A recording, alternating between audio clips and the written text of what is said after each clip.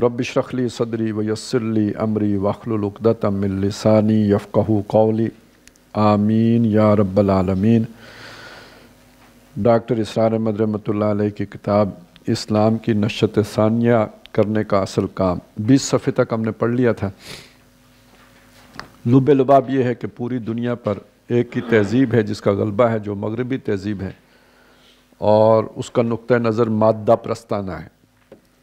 उसका फ़ायदा ये हुआ कि उसका जो समाजी माशी सियासी निज़ाम सामने आया तो उसके रद्द अमल में मुसलमानों को भी ख्याल आया कि हमारा भी कोई समाजी माशी सियासी निज़ाम है, और उसके नतीजे में फिर तलाश किया गया, और तलाश के बाद एक सियासी माशी समाजी इस्लामी निज़ाम का नक्शा सामने आ गया। और इसके लिए मुख्तलिफ़ तहरीकें भी उठ खड़ी हुई, लेकिन ये कि उस वक्त रुब सदी और अब आप कह सकते हैं कि पौन सदी गुज़रने के बाद, आलमोस्ट समझें पूरी सदी गुज़रने के बाद, उनमें से किसी तहरीक को कामयाबी हासिल नहीं हो सकी। तो उस वक्त जो डॉक्टर साहब ने तजिया किया वो ये कि ये एक मुतबादिल निज़ाम देने का ये फ़ायदा तो हुआ कि मुसलमान नौजवानों के अंदर एतमाद पैदा हुआ अपने निज़ाम के हवाले से, लेकिन ये कि कामयाबी इसलिए नहीं मिल सकी कि ये निज़ाम बर्पा करने के लिए हकीकी ईमान दरकार होता है। अब मैं बिल्कुल सादा अल्फाज में आपको बता रहा हूँ, जिसका मतलब क्या है कि इस वक्त जो मुसलमान मौजूद हैं ये कानूनी मुसलमान हैं। कानूनी मुसलमान इसके लिए कफ़ायत नहीं करते, ज़रूरत पूरी नहीं करते, इसके लिए हकीकी ईमान दरकार है। और वो ईमान जो आगे उन्होंने मज़ीद तशरीह की कि उसके लिए मुख्तलिफ़ तहरीकें चली हैं, लेकिन वो जो माशरे की इंटेलेक्चुअल माइनॉरिटी, यानी ये कि जो ज़हीन दानिश्वर लोग होते हैं, जिनकी माशरे के अंदर वही हैसियत होती है जो इंसानी जिस्म के अंदर दिमाग की होती है। मुक्का आप हाथ से मारते हैं, लेकिन यह है कि आर्डर दिमाग करता है। चलते आप पाँव से हैं, लेकिन यह कि उसके लिए भी हुक्म जो है वो दिमाग जारी करता है। तो इसी तरह माशरे की मुख्तलिफ़ इकाइयाँ होती हैं, बड़े बड़े ताकतवर लोग होते हैं, वहाँ से हिट करते हैं जहाँ से पता भी नहीं लगता, लेकिन उनको रुख देने वाले, उनको मोटिवेशन देने वाले, उनको लेके चलने वाले वो दानिश्वर तबका होता है जो सामने नज़र नहीं आता। तो वो ईमान जब तक उस दानिश्वर तबके में नहीं पैदा होता, माशरे का रुख तब्दील नहीं हो सकता। ये यहाँ तक हमने पढ़ लिया था। अब इसकी रोशनी में वो अगली बात ये करते हैं कि करने का अब असल काम क्या है। यानी ये हमने ये भी तो देख लिया कि मसला क्या है, मसले का जो है ना तशखीस हो गई। तशखीस के बाद हम इस जगह तक भी पहुंच गए कि इसका इलाज ये है। ये इलाज करने के लिए हमें क्या इक़दामात करने पड़ेंगे, यहाँ से हम शुरू करने का असल काम। और यहाँ असल को रख लीजिए बुनियादी काम।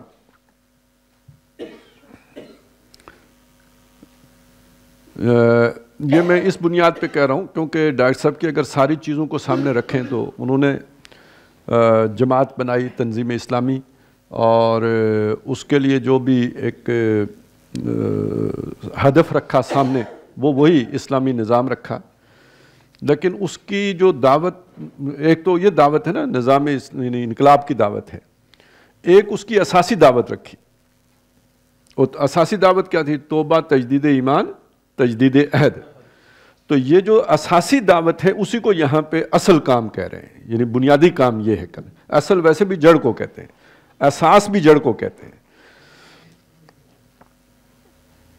बिना बरी, बिना बर ई, इस बुनियाद पर, बिना किसको कहते हैं? बुनियाद को, और ई कहते हैं ये दिस, और बर इस पर, यानी इस बुनियाद पर, बिना बरी, ये आपने कहीं अक्सर देखा होगा, दर आ हाले के, अंदरी हालात, इस तरह के, मतलब इस पीछे ये पूरा जो है ना तमीद बांध के तो फिर आगे जो है ना इस तरह का जुमरा मिलता है। तो यहाँ पे बिना बरी, यानी इस बुनियाद पर, ये जो पीछे बयान हुआ है।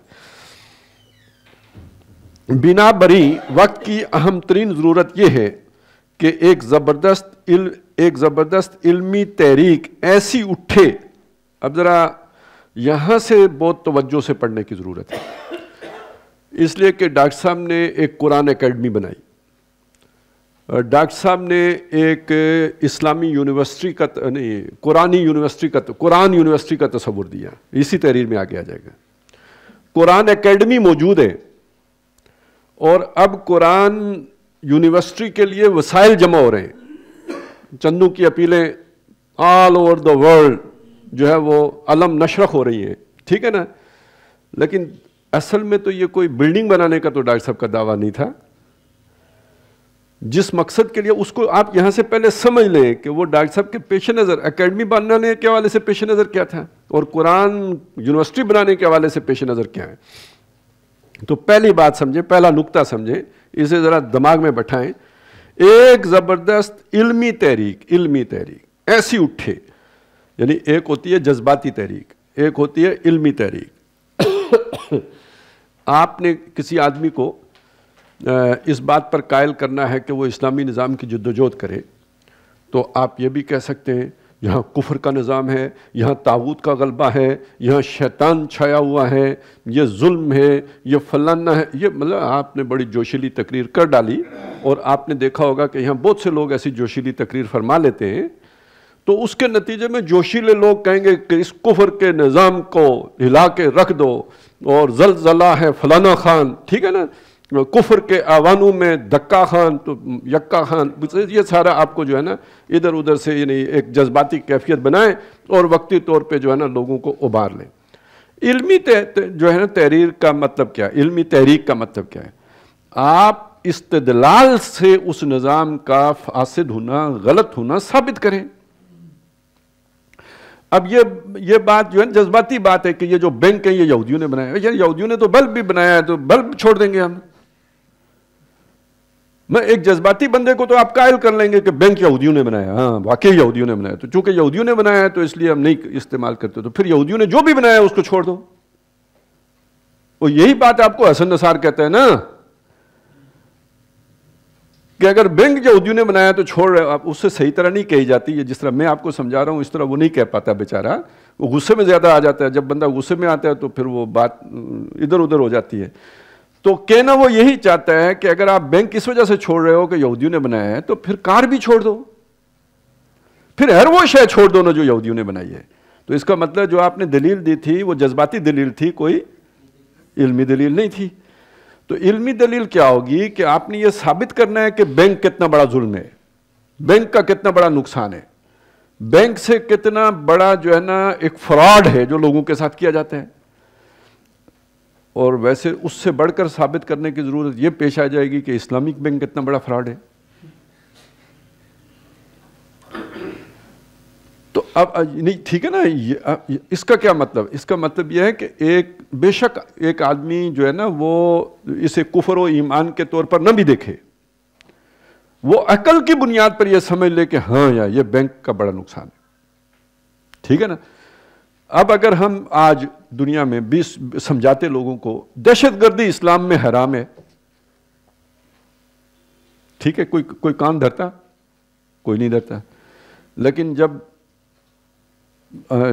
تجربے سے لوگ گزرے ہیں تو اب ہمیں تو سمجھانے کی ضرورت نہیں ہے کہ دہشت گردی اسلام میں کیا چیز ہے، ٹھیک ہے نا. اب وہ ہم سے بڑھ کر، آپ سے بڑھ کر لبرل بندہ بھی کہہ رہا ہے کہ دہشت گردی بڑی خطرناک ہے، ٹھیک ہے نا. سیکولر بندہ بھی کہہ رہا ہوگا دہشت گردی بڑی خطرناک چیز ہے. تو اسی طرح آپ اگر سمجھا سکیں کہ یہ بینک تو اس سے بھی زیادہ خطرناک چیز ہے، تو وہ اس کے پیچھے پھر استدلال ہو، اس کے نقصانات ہوں، وہ پوری طرح آپ اس چیز کو یعنی علمی طور پر ثابت کر سکیں. کوئی پی ایچ ڈی کا تھیسس لکھیں تب جا کے تو علمی طور پہ ثابت ہوگا نا. ادھر آ کے جلسے میں تقریر کرنا، ڈز کلاشنکوف چلا دی جیسے آپ نے، وہ بہت آسان کام ہے. لیکن یہ کہ تھیسس لکھنا تو آسان کام نہیں ہے، اس میں محنت کرنی پڑتی ہے، مشقت کرنی پڑتی ہے، زور لگانا پڑتا ہے، تب جا کے تھیسس لکھا جاتا ہے. اب سمجھے علمی تحریک کا کیا مطلب ہے؟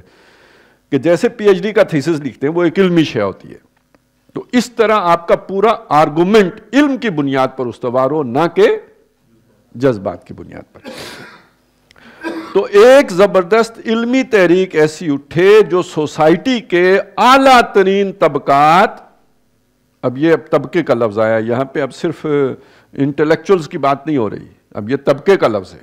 تو جب طبقے کا لفظ آیا تو اب یہ وہ رولنگ کلاس آ گئی، طبقے کا لفظ آیا تو اشرافیہ آ گئی، ٹھیک ہے نا، اعلیٰ ترین طبقات. اور یہ دیکھیے انٹلیکچوئلز کا ذکر الگ آیا، اور معاشرے کے ذہین ترین عناصر. یہ جو ذہین ترین عناصر ہیں یہ ضروری نہیں ہے کہ اعلیٰ ترین طبقات میں ہی پائے جاتے ہوں، یہ غریب طبقات میں بھی ہو سکتے ہیں. یعنی یہ ان پڑھ بندہ بھی ذہین ہو سکتا ہے، سلیم العقل ہو سکتا ہے، ایک ریڑھی والا بھی ہو سکتا ہے. یہ نہیں ہے کہ ریڑھی والا نہیں ہو سکتا ہے.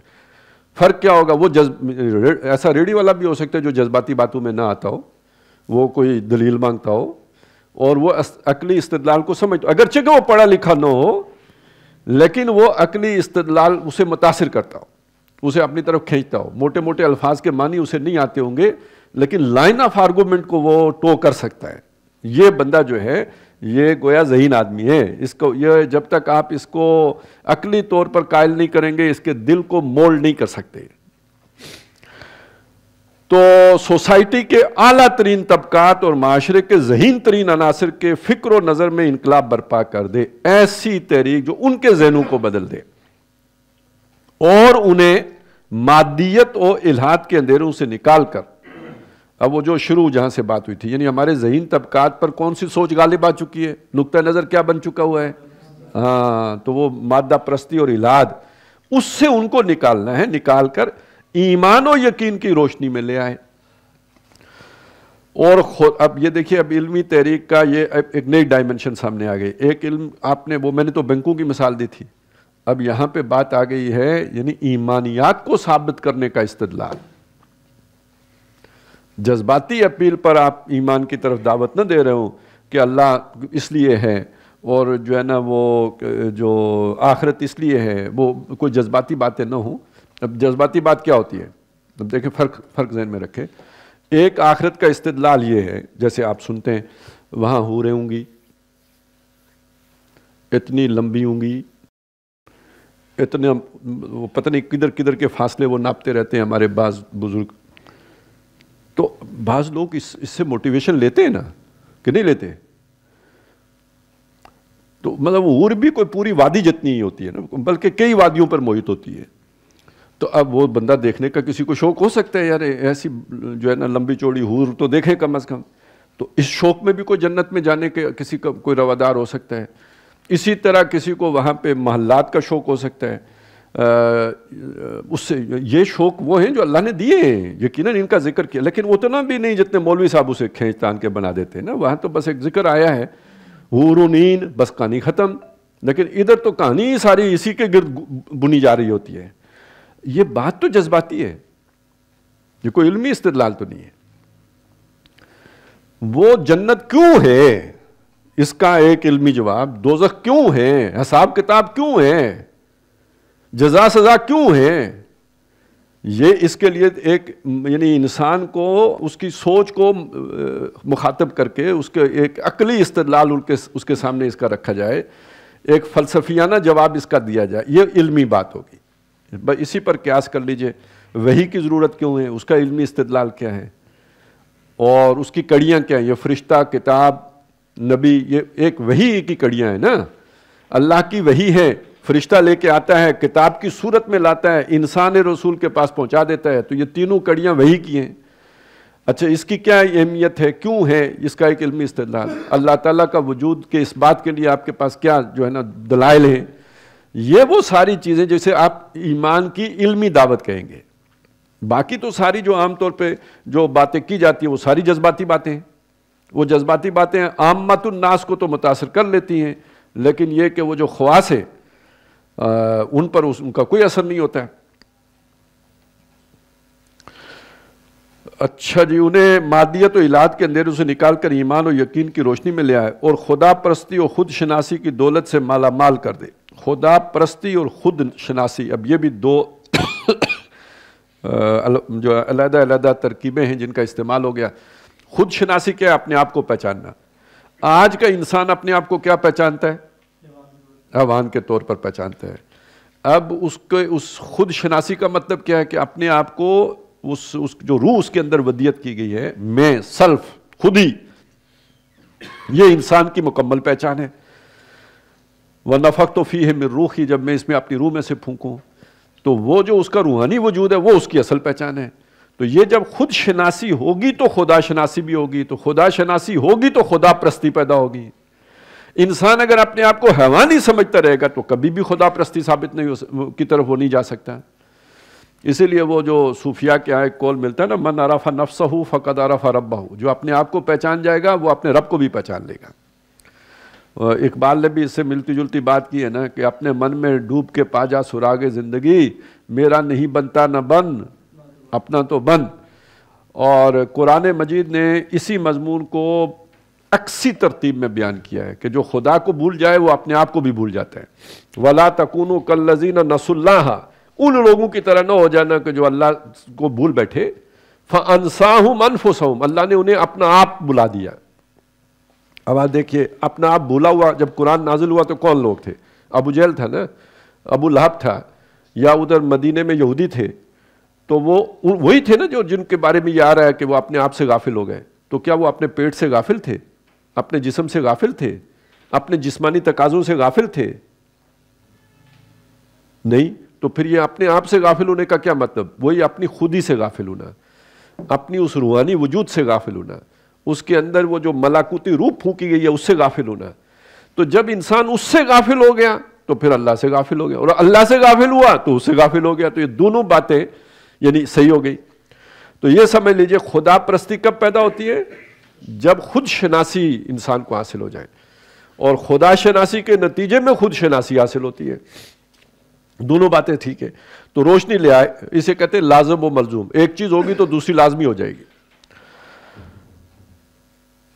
اور خدا پرستی و خود شناسی کی دولت سے مالا مال کر دے، خالص علمی سطح پر۔ اب دیکھیے آ گیا پھر علمی سطح، خالص علمی سطح، پیور ریزننگ، اس میں کوئی جذباتیت کا کوئی دخل نہ ہو، پیور ریزننگ۔ خالص علمی سطح پر اسلامی اعتقادات کے مدلل اثبات۔ اعتقادات کیا ہوتے ہیں؟ اعتقاد، ٹھیک ہے، عقیدہ، اور عقیدہ سے ایک لفظ بنا، بلکہ عقیدہ ایک لفظ بنا ہے جسے عقد کہتے ہیں، عقد النکاح، عقدۃ النکاح، عقدہ، عقدہ لا ینحل، وہ مسئلہ کہ جو جس کا حل نہ ہو، لیکن اصل میں تو عقدہ کہتے ہیں وہ گرہ جو کھل نہ رہی ہو، وہ دانتوں کی دی ہوئی، جو ہاتھوں کی دی ہوئی گرہ دانتوں سے کھولنی پڑتی ہے۔ عقد بھی گرہ کو کہتے ہیں۔ عقیدہ اسی سے بنا ہے، وہ گرہ یعنی وہ نظریہ جس کے ساتھ آپ کا عمل جڑا ہوا ہے، سمجھ آئی نا؟ عقیدہ وہ گانٹھ جس کے ساتھ آپ کا عمل جڑا ہوا ہے، یعنی وہ نظریہ جو جس کے تابع آپ کا عمل ہوتا ہے، اسی کی جمع آ گئی اعتقادات یعنی ایمانیات۔ ٹھیک ہو گیا؟ تو اسلامی اعتقادات کے مدلل یعنی دلائل کے ساتھ اس بات اس کو ثابت کرنا، اور الہاد و مادہ پرستی کے پرزور ابطال، ابطال باطل ثابت کرنا، یعنی جو مادہ پرستی ہے اور الہاد جو ٹیڑھ پن ہے، کجی ہے، اس کو اس کا زوردار ابطال دلائل سے کرنا۔ میں کفر کے فتووں سے نہیں کرنا، استدلال سے کرنا۔ اور استدلال یہ نہیں ہو سکتا کہ امام ذہبی نے اسے کفر قرار دیا ہے، اور یہ بھی کوئی استدلال نہیں ہے کہ امام ابو حنیفہ نے اسے کفر قرار دیا ہے، کیونکہ جو آپ کے مخاطب ہیں وہ آپ کے امام صاحب کو نہیں، امام صاحب بیچارے کیا چیزیں، وہ ان کے خدا کو بھی نہیں مانتے، تو آپ نے انہیں عقلی طور پر قائل کرنا ہے، کیونکہ وہ اپنی عقل شریف کو ہی اس وقت کل شے مانے ہوئے ہیں۔ ابھی وہ کون تھا یار، وہ عاشر ابن ارشاد ہے، یہی نام ہے، عاشر ابن ارشاد۔ اس نے کہیں گامدی صاحب کا کوئی لیکچر ہے، اس کی وہ کلپ شیئر کر کے نا، تو اس نے کہا کہ مذہب جو ہے نا یہ جس بنیاد پر کھڑا ہے وہ بنیادی غیر علمی ہے، کیونکہ وہ عقلاً ثابت ہی نہیں ہو سکتی۔ اچھا دیکھیں نا، ایمان تو عقلاً ثابت نہیں ہو سکتا، بات تو ٹھیک ہے، اس نے اس کو کہہ دیا کہ یہ بنیادی وہ ہے۔ تو ادھر وہ کوئی پوسٹ تھی تو اس نے مجھے ٹیگ کر دیا کسی نے آ کے، اب کیا کریں ادھر، تو میں نے اسے کہا یار اس کے نام کا جو دوسرا جز ہے نا وہ غیر علمی ہے۔ بھئی یہ بھی تو ثابت نہیں ہو سکتا کہ سچ مچ اسی کا بیٹا ہے، یہ کیا پتہ۔ تو اس اعتبار سے یہ بات سمجھیں، پرزور ابطال بھی تو کرنا پڑتا ہے نا، اب کیا کریں کہ بغیر اس مہم کا سر ہونا محال ہے۔ ساتھ ہی یہ بھی واضح، اچھا میں اصل میں یہ کہنا چاہ رہا تھا کہ یہاں جب ایمانی کے اوپر اس طرح کے سوال ہیں کہ ان کو آپ وہ کہہ رہے ہوں کہ یہ غیر علمی ہے سارا، اچھا وہ اور کہا بھی کس کو جا رہا ہے؟ غامدی صاحب کو، جن سے اپنے بھی خفا بیگانے بھی ناخوش والے، یعنی یہ تو ثابت ہو گیا نا بیگانے بھی ناخوش ہو گئے، تو اپنے تو پہلے ہی سے خفا ہے۔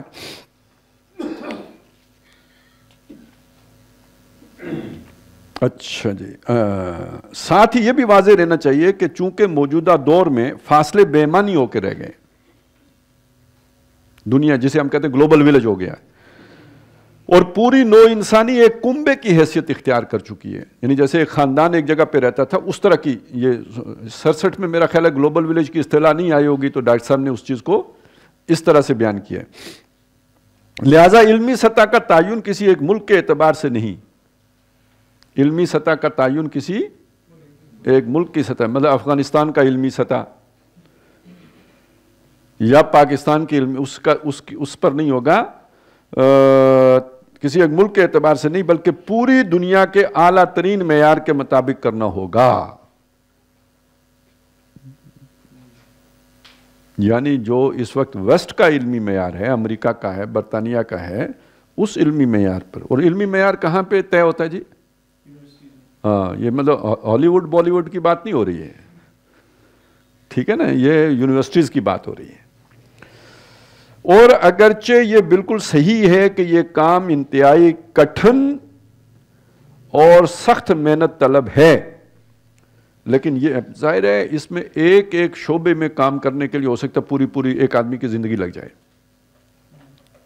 اور تحقیق کا کام بور، جلسے میں تو بڑا مزہ آتا ہے نا یار، ایک دفعہ جب تالیاں بجتی ہیں، بندہ ایک تقریر کرتا ہے تو 40 دن اس کا سرور نہیں جاتا، اور جب نعرے بجتے ہیں تو میرا تو خیال وہ قبر میں بھی اس کا کچھ نہ کچھ جو ہے نا لذت باقی رہتی ہوگی۔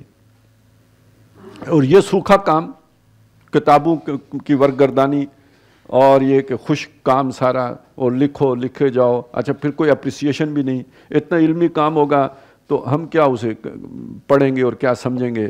تو جو سمجھیں گے وہ ٹھنڈے ٹھار قسم کے لوگ ہوتے ہیں، دنیا کی گھٹی دی گئی ہوتی ہے ان کو، نہ اچھلتے ہیں نہ کودتے ہیں، وہ پڑھ کے تو بس پڑھ لیتے ہیں کہ ٹھیک ہے، ہاں اچھا لکھا ہے، تو وہ تو نعرے بھی نہیں مارتے، کوئی مطلب مزہ کوئی نہیں ہے اس کام میں، لذت بالکل ہی نہیں ہے، صاف بیلا کام، تو محنت طلب ہے۔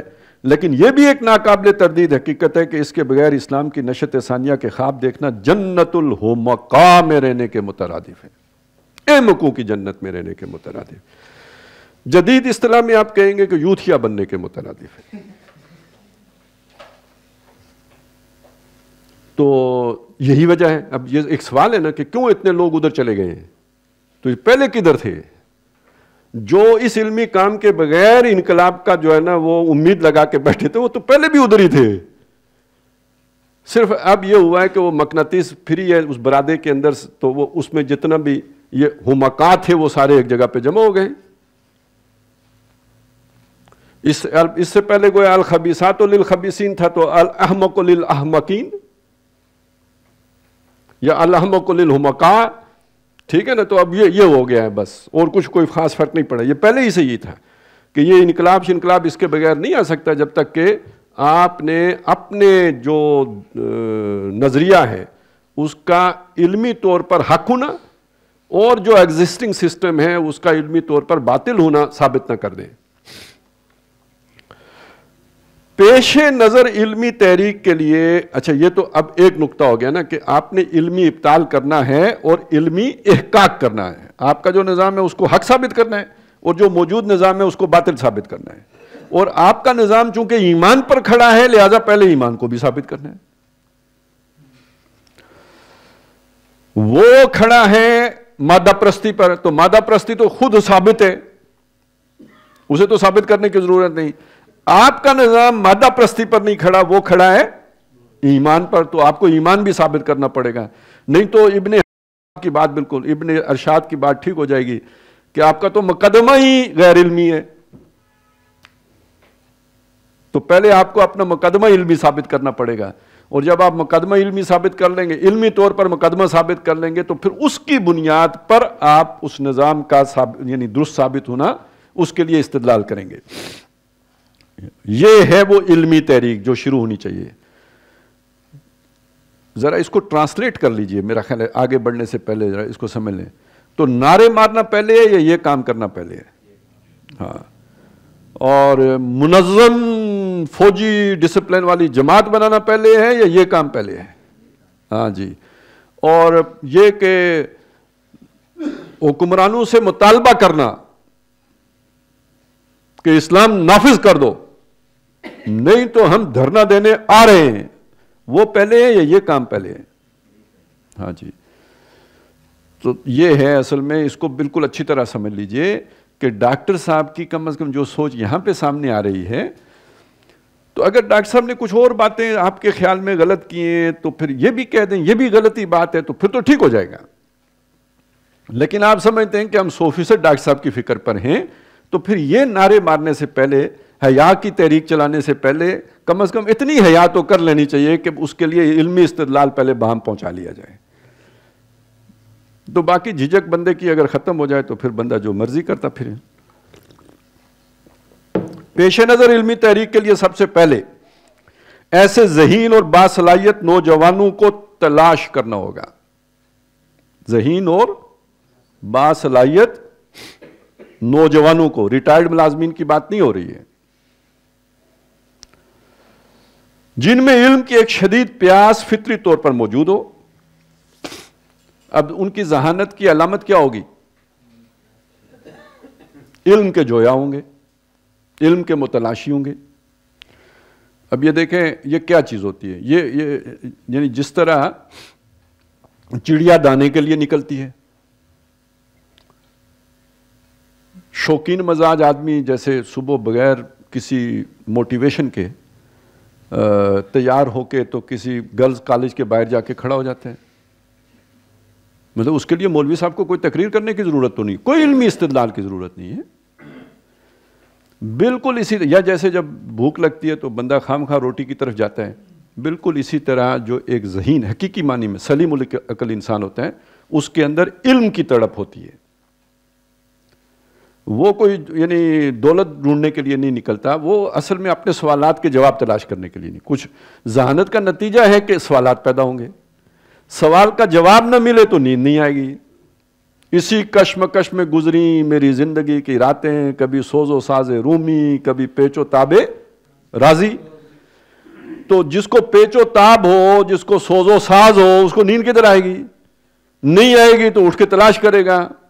جستجو ہے جستجو کہ خوب سے ہے خوب تر کہاں. تو اب پتہ چلا جی آپ کے سوال کا جواب سری لنکا میں ہے، تو وہ جوتیاں ہے یا نہیں ہے وہ چل پڑے گا سری لنکا کی طرف.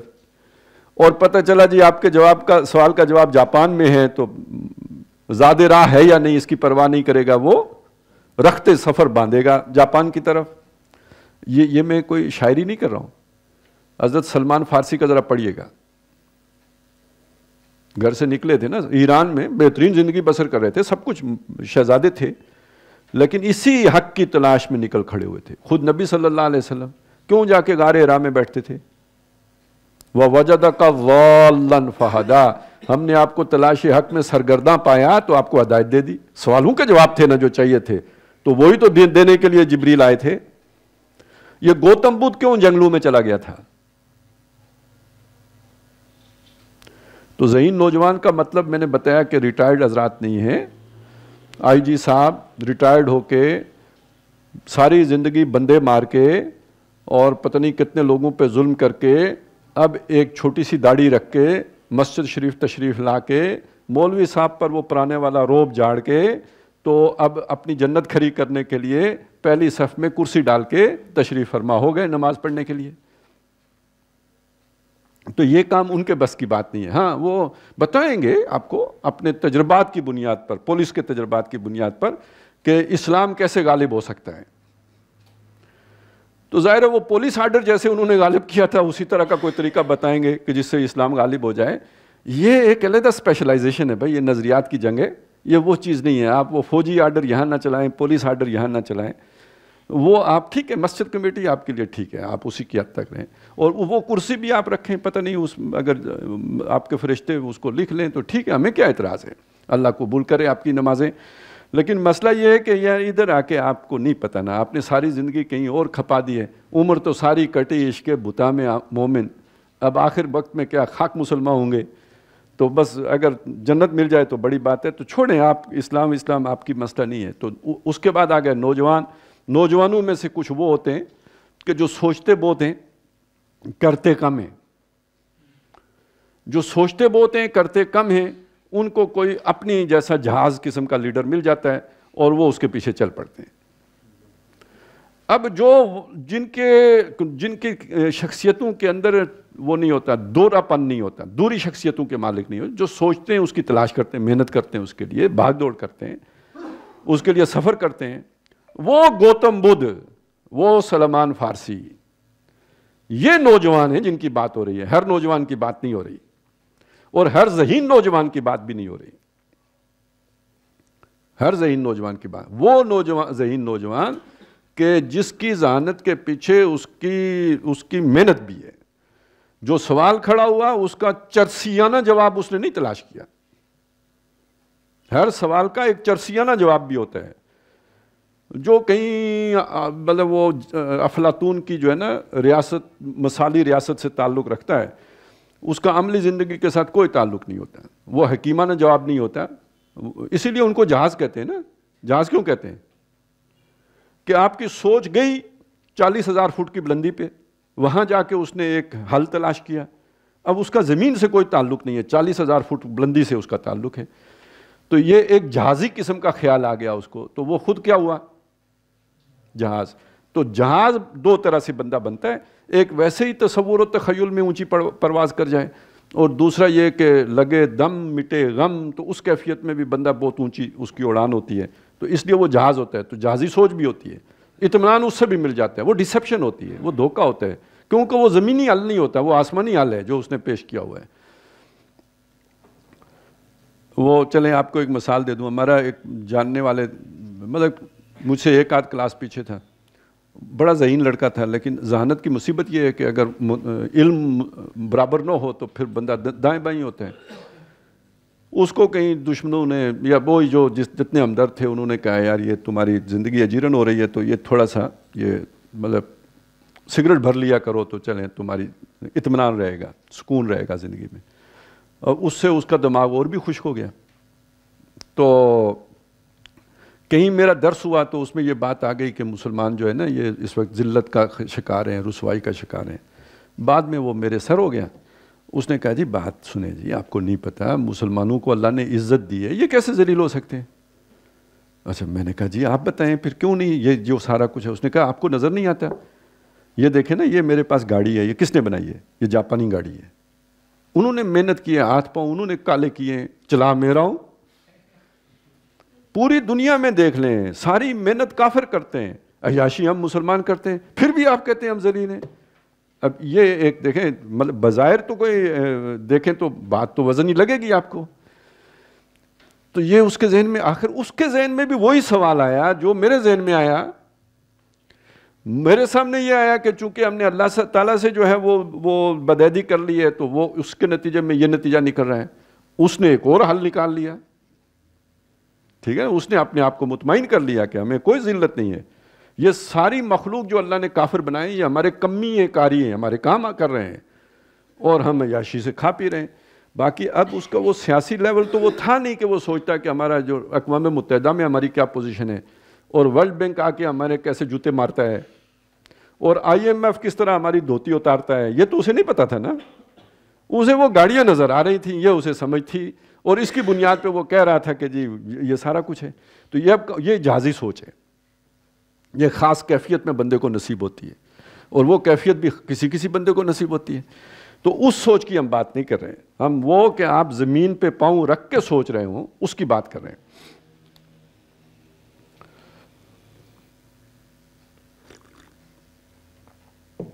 تو جن میں علم کی ایک شدید پیاس فطری طور پر موجود ہو، جن کے قلوب مضطرب اور روحیں بے چین ہوں، سادہ الفاظ میں کیا کہیں گے، جو سیلف موٹیویٹڈ ہوں، ان کو کوئی دھکا سٹارٹ نہ ہو، وہ خود سے دین کی طرف ایک رغبت رکھتے ہوں، جن کو خود اپنے اندر یہ احساس موجود نظر آئے کہ اصل حقیقت حواس کی سرحدوں سے بہت پرے واقع ہے، اور جن میں حقیقت کی تلاش اور دریافت کا داعیہ اتنا شدید ہو جائے کہ وہ اس کے لیے زندگیاں وقف کرنے کو تیار ہوں، اور آرام و آسائش کے حصول اور خوشنما مستقبل کی تعمیر سے یکسر بے نیاز ہو جائیں۔ اب اس کو، یہ جو لائن ہے نا آخری، اس کو اگر آپ انڈر لائن کر لیں، یہ بہت، یعنی یوں سمجھے کہ یہ اس پورے پیراگراف کا یہ پنچ لائن ہے۔ جب تک آپ دنیا کی قربانی دینے کے لیے تیار نہ ہوں، یہ والی چیز آپ کے اندر نہیں پیدا ہو سکتی جس کا یہاں پہ ذکر ہے۔ عیاشیاں بھی ہوں، سہولتیں بھی ہوں، لذات دنیاوی بھی ہوں، اور یہاں کے ساری جو بھی جو کیا کہہ لیجئے لذت کے سامان ہیں وہ بھی سارے میسر ہوں، اور ساتھ یہ والی جو ہے نا کیفیات بھی، یہ دونوں چیزیں جمع نہیں ہوتی۔ یہ حکمت اسی کو ملتی ہے کہ جو جس کے ذہن میں دنیا کی حیثیت، صرف ذہن میں ہی نہیں، جو عملاً دنیا کو مچھر کے حقیر پر کے برابر ہی سمجھتا ہو۔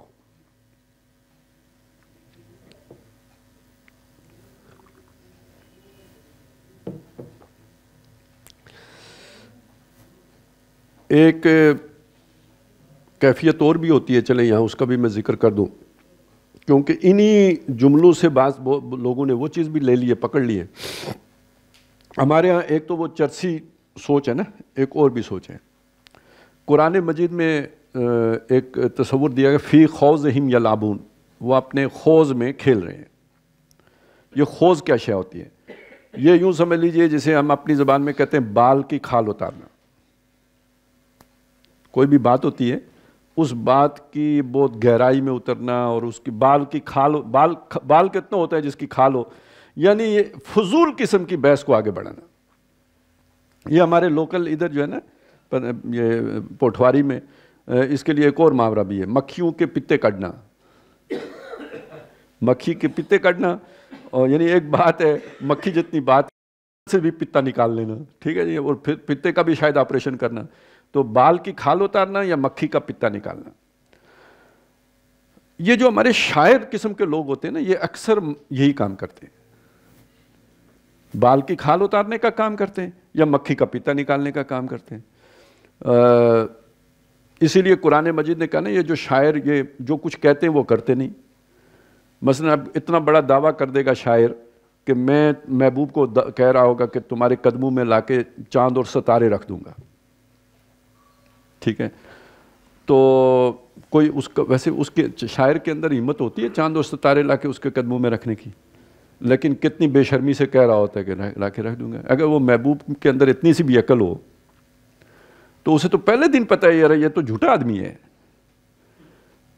لیکن محبوب بھی کوئی اسی کی نسل کا ہوتا ہے، وہ تو بالکل اسی پہ لٹا ہوا جاتا ہے کہ اس نے تو چاند و ستارے لا کے میرے پاؤں میں رکھ دینے ہیں، ٹھیک ہے نا۔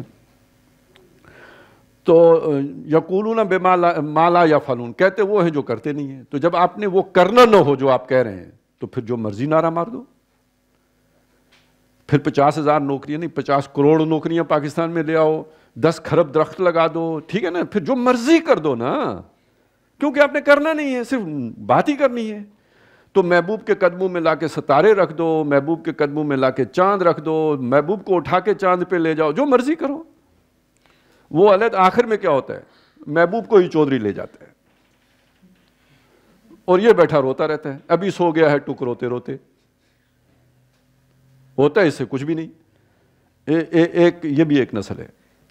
تو جن لوگوں نے کوئی اسلامی انقلاب نہیں لانا ہوتا، ذہنی عیاشی کرنی ہوتی ہے، اب وہ بیٹھے ہیں، استدلال فرما رہے ہیں، علمی مباحث ہو رہے ہیں، وہ بھی گریجویٹ ہیں، یہ بھی گریجویٹ ہیں، پاس بیٹھے ہیں، اور پھر یہ کہ علمی مباحث کر رہے ہیں۔ تو یہ ایک ذہنی عیاشی، ذہنی لذتیت، اور یہ وہ خوض ہے جو انسان کو ہدایت سے دور کر دیتا ہے۔ اور یہ عیاشی کر کے ذہنی بندہ یہ سمجھتا ہے کہ میں نے کوئی علمی کام کیا ہے۔ اور یہ میں نے آپ کو اس لیے بتایا کہ انہی سطروں کو پڑھ کے ایک پورا گروہ ہے جو یہ اسی کام میں لگا ہوا ہے، کوئی عملی کام نہیں، بس بیٹھے ہیں اور کہانیاں ایک دوسرے کو سنا، بال کی کھال اتار رہے ہیں اور مکھی کے پتے نکال رہے ہیں۔ اور یہ بعض لوگوں کی یہی نشہ ہوتا ہے، شام کو بیٹھیں گے اس طرح کی گپ شپ لگائیں گے۔ تو یہ انٹلیکچول جہاز ہیں، وہ سوٹا لگا کے جہاز بنتے ہیں، یہ بغیر سوٹا لگائے جہاز ہیں، کیونکہ زمین کی بات یہ بھی نہیں کر رہے ہوتے۔ تو اصل بات کیا ہے؟ یعنی آپ کم از کم پہلے درجے میں ایک حقیقت سمجھ چکے ہوں، کیا؟ یہ دنیا کوئی شے نہیں ہے، یہ آپ کو خود سے سمجھ آ چکا ہو، اس کی حقیقت آپ پر کھل چکی ہو۔ اس کے بعد آپ قرآن کی طرف آئیں گے تو حقائق کھلیں گے، اس کے بغیر آئیں گے تو پھر یہ خوضہم یلعبون نہیں ہوگا۔ اور یہ بات قرآن نے کہی ہے کہ یہ جو ہے نا وَإِذَا قَرَأْتَ الْقُرْآنَ، اے نبی جب آپ قرآن پڑھتے ہیں، جَعَلْنَا بَيْنَكَ وَبَيْنَ الَّذِينَ لَا يُؤْمِنُونَ بِالْآخِرَةِ حِجَابًا مَسْتُورًا، آپ اور وہ لوگ جو آخرت پر ایمان نہیں رکھتے ہم حجاب طاری کر دیتے ہیں، مستور جو چھپا ہوتا ہے، نظر نہیں آتا۔ دنیا کی محبت رکھے ہوئے شخص کو وہ حقیقت نہیں ملتی جو قرآن کے الفاظ میں بیان ہو رہی ہوتی ہے، حجاب ہے، مستور ہے، چھپا ہوا ہے۔ اسی کو سورہ کہف کے آخر میں هل ننبئکم بالاخسرین اعمالا، کہ ہم نہ بتا دیں اعمال کے اعتبار سے سب سے زیادہ خسارے میں کون ہیں؟ الذین ضل سعیہم فی الحیاۃ الدنیا، جن کی ساری محنت دنیا میں کھو گئی۔ تو یہ بات اب سمجھ لیجئے، ایسے نوجوانوں کو اب دیکھیے، یہ پہلے تو یہ نوجوان تلاش کرنے، یعنی جو دنیا کی حقیقت سے واقف ہو چکے ہوں، ذہین ہوں پہلی بات، اور نمبر دو دنیا کی حقیقت سے اپنی اس ذہانت کے بنیاد پر واقف ہو چکے ہوں۔ ایسے نوجوانوں کو اولاً انسان کی آج تک کی سوچ بچار کا مکمل جائزہ لینا ہوگا، سوچ بچار کا۔ یہ اکاؤنٹنٹ بنانے کی بات نہیں ہو رہی ہے، یہ کوئی کمپیوٹر سافٹ ویئر کا انجینئر بنانے کی بات نہیں ہو رہی ہے۔ سوچ بچار، وہ کون سے سوچ بچار کدھر ہوتی ہے؟ سوشل سائنسز میں ہوتی ہے۔ تو جو معاشی میدان میں، سیاسی میدان میں، سماجی میدان میں جتنے بھی نظریات آئیں وہ سوچ و بچار ہے، انسان کی سوچ و بچار ہے۔ اور اس کے لیے ضروری ہوگا کہ وہ انسانی فکر کی پوری تاریخ کا گہرا مطالعہ کریں، موٹا موٹا نہیں، گہرا مطالعہ کریں۔ تاریخ کہاں سے شروع ہوگی؟ اس آج کی پوری سوچ کی یونان سے شروع ہوگی۔ تو از یونان تا یورپ، یا اب اگر وہ امریکہ تک بات پہنچ گئی تو یہ ساری ایک جو ہے نا اس کے سامنے اس کا ایک نقشہ ہو۔ اس اعتبار سے منطق، لاجک، ما وراء الطبیعات، میٹافزکس، یعنی وہ علوم کہ جو یعنی فلسفہ، یعنی جو فزکس سے اوپر کے علوم ہیں۔ نفسیات، اب ایک نفسیات وہ ہے جو کلینکل سائیکالوجی، وہ نہیں، جو نظری اور علمی نفسیات ہے جو انسان کے نفس سے بحث کرتی ہے۔ اخلاقیات، یہ وہ والے اخلاق نہیں ہے، اخلاق حسنہ والی اخلاقیات نہیں ہے، یہ ایتھکس، مورالٹی، اس سے متعلق بات ہے۔ اور روحانیات، جادو والی روحانیت نہیں، روحانیات، اب یہ روحانیات سے کیا ہے؟ جو صوفیاء نے جو چیزیں زیر بحث لائی ہیں، جو آپ کو کیا وہ کشف المحجوب ہے، کیا کتاب ہے؟ ہاں، اور غنیت الطالبین ہے، اور کیا ہے وہ فصوص الحکم ہے کہ کیا ہے؟ نہیں پتہ، وہ کسی کو پتہ ہے؟ ہاں، فصوص الحکم اور فتوحات مکیہ، اور جناب ابکات بھی ہیں، کوئی ہے نا، وہ کس کے ہیں؟ شاہ اسماعیل کے ہیں، اور بھی ابکات کے وزن پہ کچھ اور بھی ہے۔ چلو جی، ٹھیک ہو گیا نا۔ یہ روحانیات ہیں جی، مکتوبات بھی ہیں۔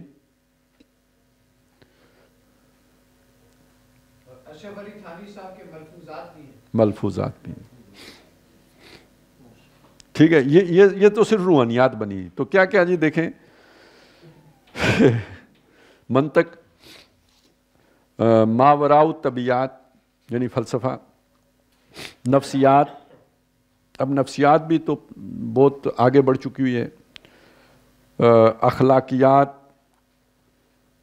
اخلاقیات کا میں صرف آپ کو اتنا بتا دوں کہ یہ انسانی کردار سے بحث کرتی ہے، اور پھر کردار کے محرکات سے بحث کرتی ہے کہ آپ اگر کوئی عمل کر رہے ہیں تو کیوں کر رہے ہیں، اس کا محرک کیا بنتا ہے۔ کوئی اس میں کئی نظریات ہیں، کوئی کہتا ہے جی وہ آپ لذت کے لیے کرتے ہیں، کوئی کہتا ہے خوشی کے لیے کرتے ہیں، کوئی ادھر کہیں بھی اللہ کی رضا کا ذکر نہیں ہے، ٹھیک ہے نا۔ جب آپ اخلاقیات میں جائیں گے تو اس کے محرکات سارے مادی بیان ہوئے ہوں گے۔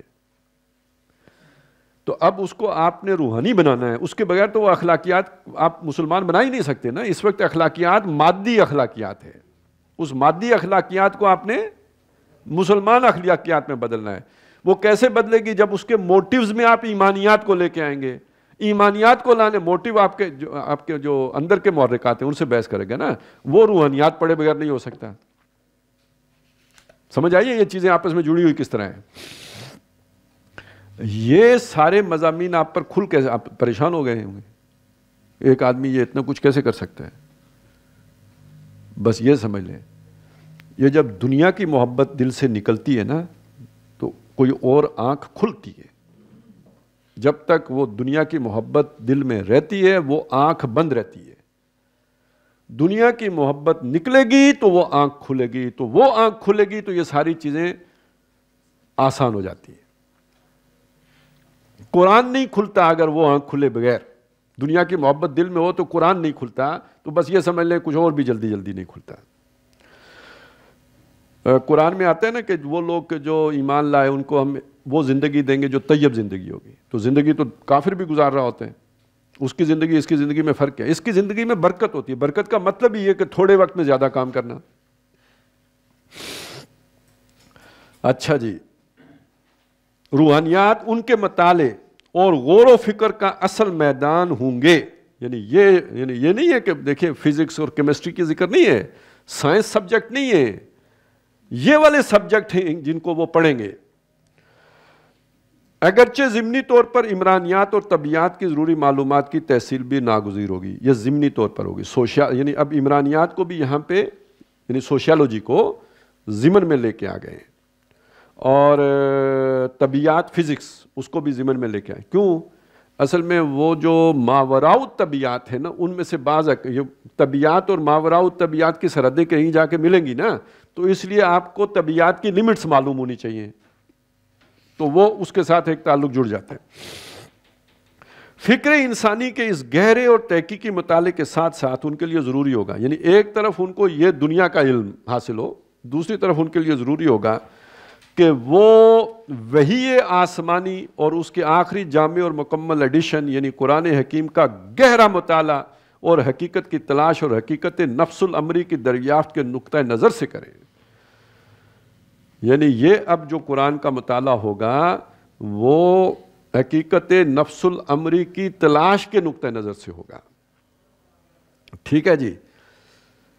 پھر اگر ایسا ہو کہ قرآن کی روشنی ان پر واضح ہو جائے، پتہ نہیں ہوگی یا نہیں ہوگی، لیکن اگر ہو جائے، اس کا پیغام انہیں اپنی فطرت کی آواز معلوم ہو، اس کے نور سے ان کے قلوب و اذان منور ہو جائیں، آفاق و انفس کی حقیقت و ماہیت کے بارے میں تمام بنیادی سوالوں کا تشفی بخش جواب انہیں مل جائے، اور انبساط معرفت سے ان کے نفوس میں امن اور سکون و اطمینان کی کیفیت پیدا ہو جائے، تو اسی کا نام ایمان ہے.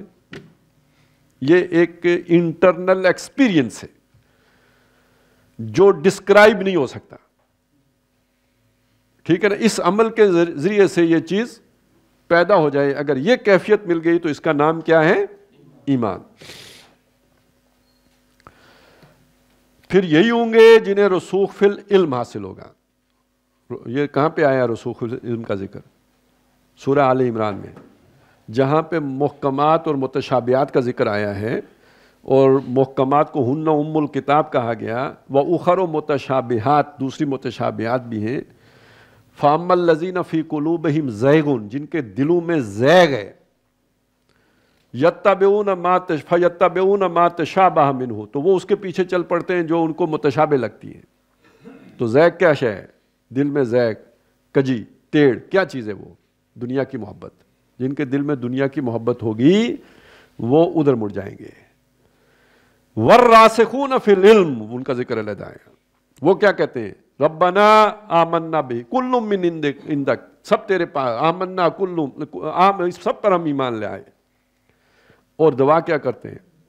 ربنا لا تزغ قلوبنا بعد اذ، آپ نے ہمیں ہدایت دے دی، اس ہدایت کے بعد ہمارے دلوں کو ٹیڑھا نہ کر دینا، واپس ہمارے دلوں میں نہ آ جائے. ٹھیک ہو گیا نا؟ یہ سمجھ آئی نا؟ لیکن اس سے پہلے کیا الفاظ ہیں؟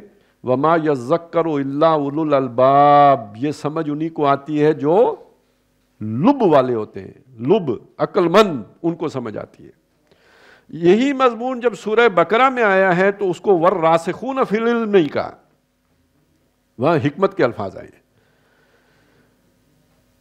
واللہ ومن یؤت الحکمت فقد اوتی خیرا کثیرا، جسے حکمت دے دی گئی اسے تو خیر کثیر دے دیا گیا۔ وما یذکر الا اولو الالباب، نصیحت نہیں پکڑتے مگر وہی جو اولو الالباب ہوں۔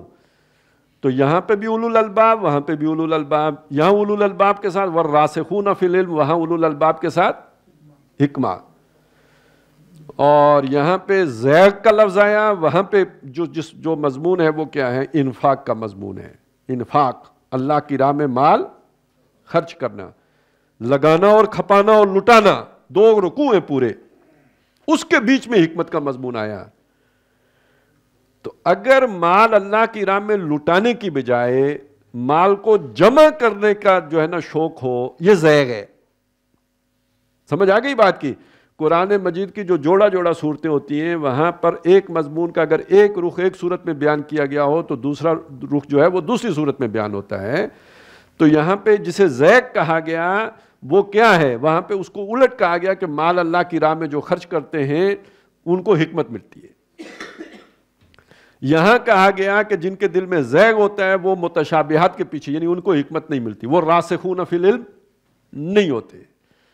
تو اب یہ تو کلیئر ہو گیا نا کہ دنیا کی محبت دل سے نکلتی ہے تو حکمت ملتی ہے، اور دنیا کی محبت دل سے نکلتی ہے تو راسخون فی العلم کی کیفیت حاصل ہوتی ہے، اور دنیا کی محبت دل سے نکلتی ہے تو قرآن کا صحیح فہم حاصل ہوتا ہے، پھر بندہ متشابہات کے پیچھے نہیں جاتا۔ ٹھیک ہے نا؟ یہ اب ذہن میں رکھ لیں۔ پھر یہی ہوں گے جنہیں رسوخ فی العلم حاصل ہوگا، جن کا علم ذہنی و اخلاقی آوارگی کے بجائے، اب دیکھیے ذہنی آوارگی کیا ہے؟ نہیں، ذہنی آوارگی ایک تو یہ ہے نا غلط نتیجے نکالنا، وہ جو ہے نا متشابہات کے پیچھے چلنا، ٹیڑھے فلسفے نکالنا، یہ بھی تو قرآن سے لوگ کر رہے ہیں نا، ایک تو یہ بھی ہے ذہنی آوارگی ہے یہ۔ لیکن وہ فی خوضہم یلعبون، وہ بھی تو ذہنی آوارگی ہے نا، بے عملی، مطلب گپ شپ تو ہے، وہ عمل کوئی بھی نہیں ہے۔ اخلاقی آوارگی، جتنے یعنی اخلاقی طور پر کرپٹ ذہین لوگ ہوتے ہیں نا، اتنی موٹی عقل والا بندہ نہیں ہوتا، کیونکہ ان کو تو ہیلے بانے بھی آتے ہیں، طور طریقے بھی آتے ہیں جو شیطان کو بھی نہیں آتے، یہ اس کو بھی سکھا دیکھتے ہیں کہ بھئی آگے تو انج کرنا۔ یہ تو فلم ڈائریکٹر ہوتے ہیں نا، ان کی جو تخیل کی پرواز ہے تو وہ تو شیطان سے بھی اوپر جاتی ہے۔ اب جب یہ الٹا سوچیں گے، دیکھیں نا انسان ہے تو اشرف المخلوقات نا، تو فیکلٹیز اس کی شیطان سے بہتر ہیں، تو جب یہ شیطان بنے گا تو شیطان تو اس کو سجدہ ٹھوکے گا، یہ سمجھ لیجئے۔ تو اخلاقی آوارگی کے بجائے تقوی و خشیت الہی پر منتج ہوگا، ہے وہی ذہانت، لیکن اگر اس ذہانت کے ساتھ دنیا کی محبت ہوگی تو ذہنی آوارگی آئے گی اور اخلاقی آوارگی آئے گی، اور اس ذہانت کے ساتھ اگر دنیا کی محبت نکل گئی ہوگی تو خشیت الہی پیدا ہوگی۔ جن کی شخصیتیں انما یخشی اللہ من عبادہ العلماء، بے شک اللہ کا خشیت ان لوگوں میں پیدا ہوتی ہے جو ان میں سے سمجھنے والے ہوں، علم والے ہوں، کہ مجسم تفسیر اور قاری نظر آتا ہے، حقیقت میں ہے قرآن کی عملی تصویر ہوں گے، اس لیے کہ قرآن کا مغز، جیسے انسان کا مغز دماغ ہے تو قرآن کا مغز یعنی اس کی حکمت، دراصل یہی علم حقیقت ہے جس کا دوسرا نام ایمان ہے۔ قانون و شریعت کی اہمیت بجائے خود اگرچہ نہایت عظیم ہے، لیکن اس کے مقابلے میں ان کی حیثیت واقعتاً استخوان کی ہے۔ استخوان ہڈیاں، نیچے لکھا ہوا ہے میرا خیال ہے، نہیں لکھا ہوا، ہڈیاں نہیں لکھا ہوا، کس نے ہڈیاں کی ہے؟ چلیں اتنا تو پتہ ہے نا، نیچے شعر لکھا ہوا ہے، شعر پڑھوں؟ شعر ہے جی مولانا روم کا، اور شعر ہے بڑا متنازع اور بڑا خطرناک، اور دنیا داروں کے لیے یہ شعر ہے ہمارے ہاں کہتے ہیں منہ پر کھسڑا. منہ پہ کھسڑا سمجھ آئی؟ نہیں آئی. یعنی جوتا. کہتے ماز قرآن مغز ہاں برداشتیم، ما ہم زے قرآن، قرآن سے، مغز جو اس کا مغز ہے، مغز ہاں قرآن کا مغز، برداشتیم ہم نے وہ اندر جذب کر لیا ہے. برداشت کرنا کسی شے کو، سہار لینا. تو ہم نے قرآن کے مغز کو اڈاپٹ کر لیا ہے، قرآن کا مغز ہم نے لے لیا ہے، وہ اس سے ہم نے نکال لیا ہے قرآن کا مغز. استخواں، اب یہ یہاں سے ذرا وہ تنازع شروع ہوتے ہیں. جو اڈیاں ہیں، یعنی قرآن میں اڈیاں بھی ہیں. پیشے سگاں، سگ کہتے ہیں کتے کو، سگاں کتے کی جمع ہے. پیش کہتے ہیں سامنے، کہ پیش امام یعنی وہ امام جو آگے کھڑا ہو گیا، پیش امام. تو پیشے سگاں جو کتے ہیں ان کے آگے انداختیم ڈال دیے. سمجھ آئی؟ یعنی اس میں جو احکام ہیں ان کو اڈیاں کہا ہے. اب حکم جو ہوتا ہے نا اس پہ پھر جھگڑا ہوتا ہے کہ بھئی یہ روزہ جو ہے نا کھلے گا کتنے بجے کھلے گا، یہ 4 سیکنڈ پہلے بند ہوگا یا 4 سیکنڈ بعد بند ہوگا. ٹھیک ہے نا، رفع یدین ہوگا یا نہیں ہوگا، امین بالجہر ہوگا یا جو ہے نا وہ دل میں کہیں گے، فاتح خلف امام. یہ سارے جھگڑے والی باتیں ہیں. تو اب ہڈیوں پہ کون لڑتا ہے؟ تو اس لیے یہ متنازع شعر ہے. سمجھ آئیے؟ ہاں. تو اس کا ترجمہ کرنے کے بعد بندے کو 2-3 دفعہ استغفار پڑھنا چاہیے، نہیں تو 40 دن کے لیے ایمان جو ہے نا خطرے میں ہوتا ہے. تو یہ ذہن میں رکھیں. لیکن بہرحال شعر ہے، اور شعر مولانا روم کا ہے، تو کیا کریں.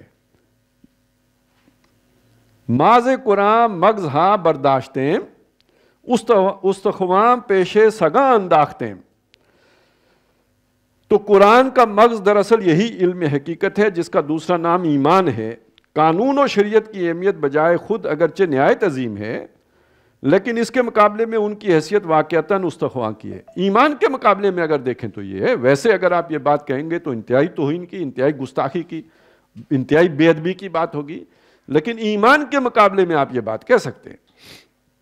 اور حقیقت یہ ہے کہ اس کیفیت ایمانی کی تحصیل کے بغیر، اب یہ ہے جو وہ بات پھر وہ پنچ لائن آ رہی ہے، اگر کسی آدمی میں یہ والا ایمان نہ پیدا ہو، اس کیفیت ایمانی کی تحصیل کے بغیر قرآن کے بیان کردہ قانون و شریعت پر غور و فکر بالکل بیکار ہے.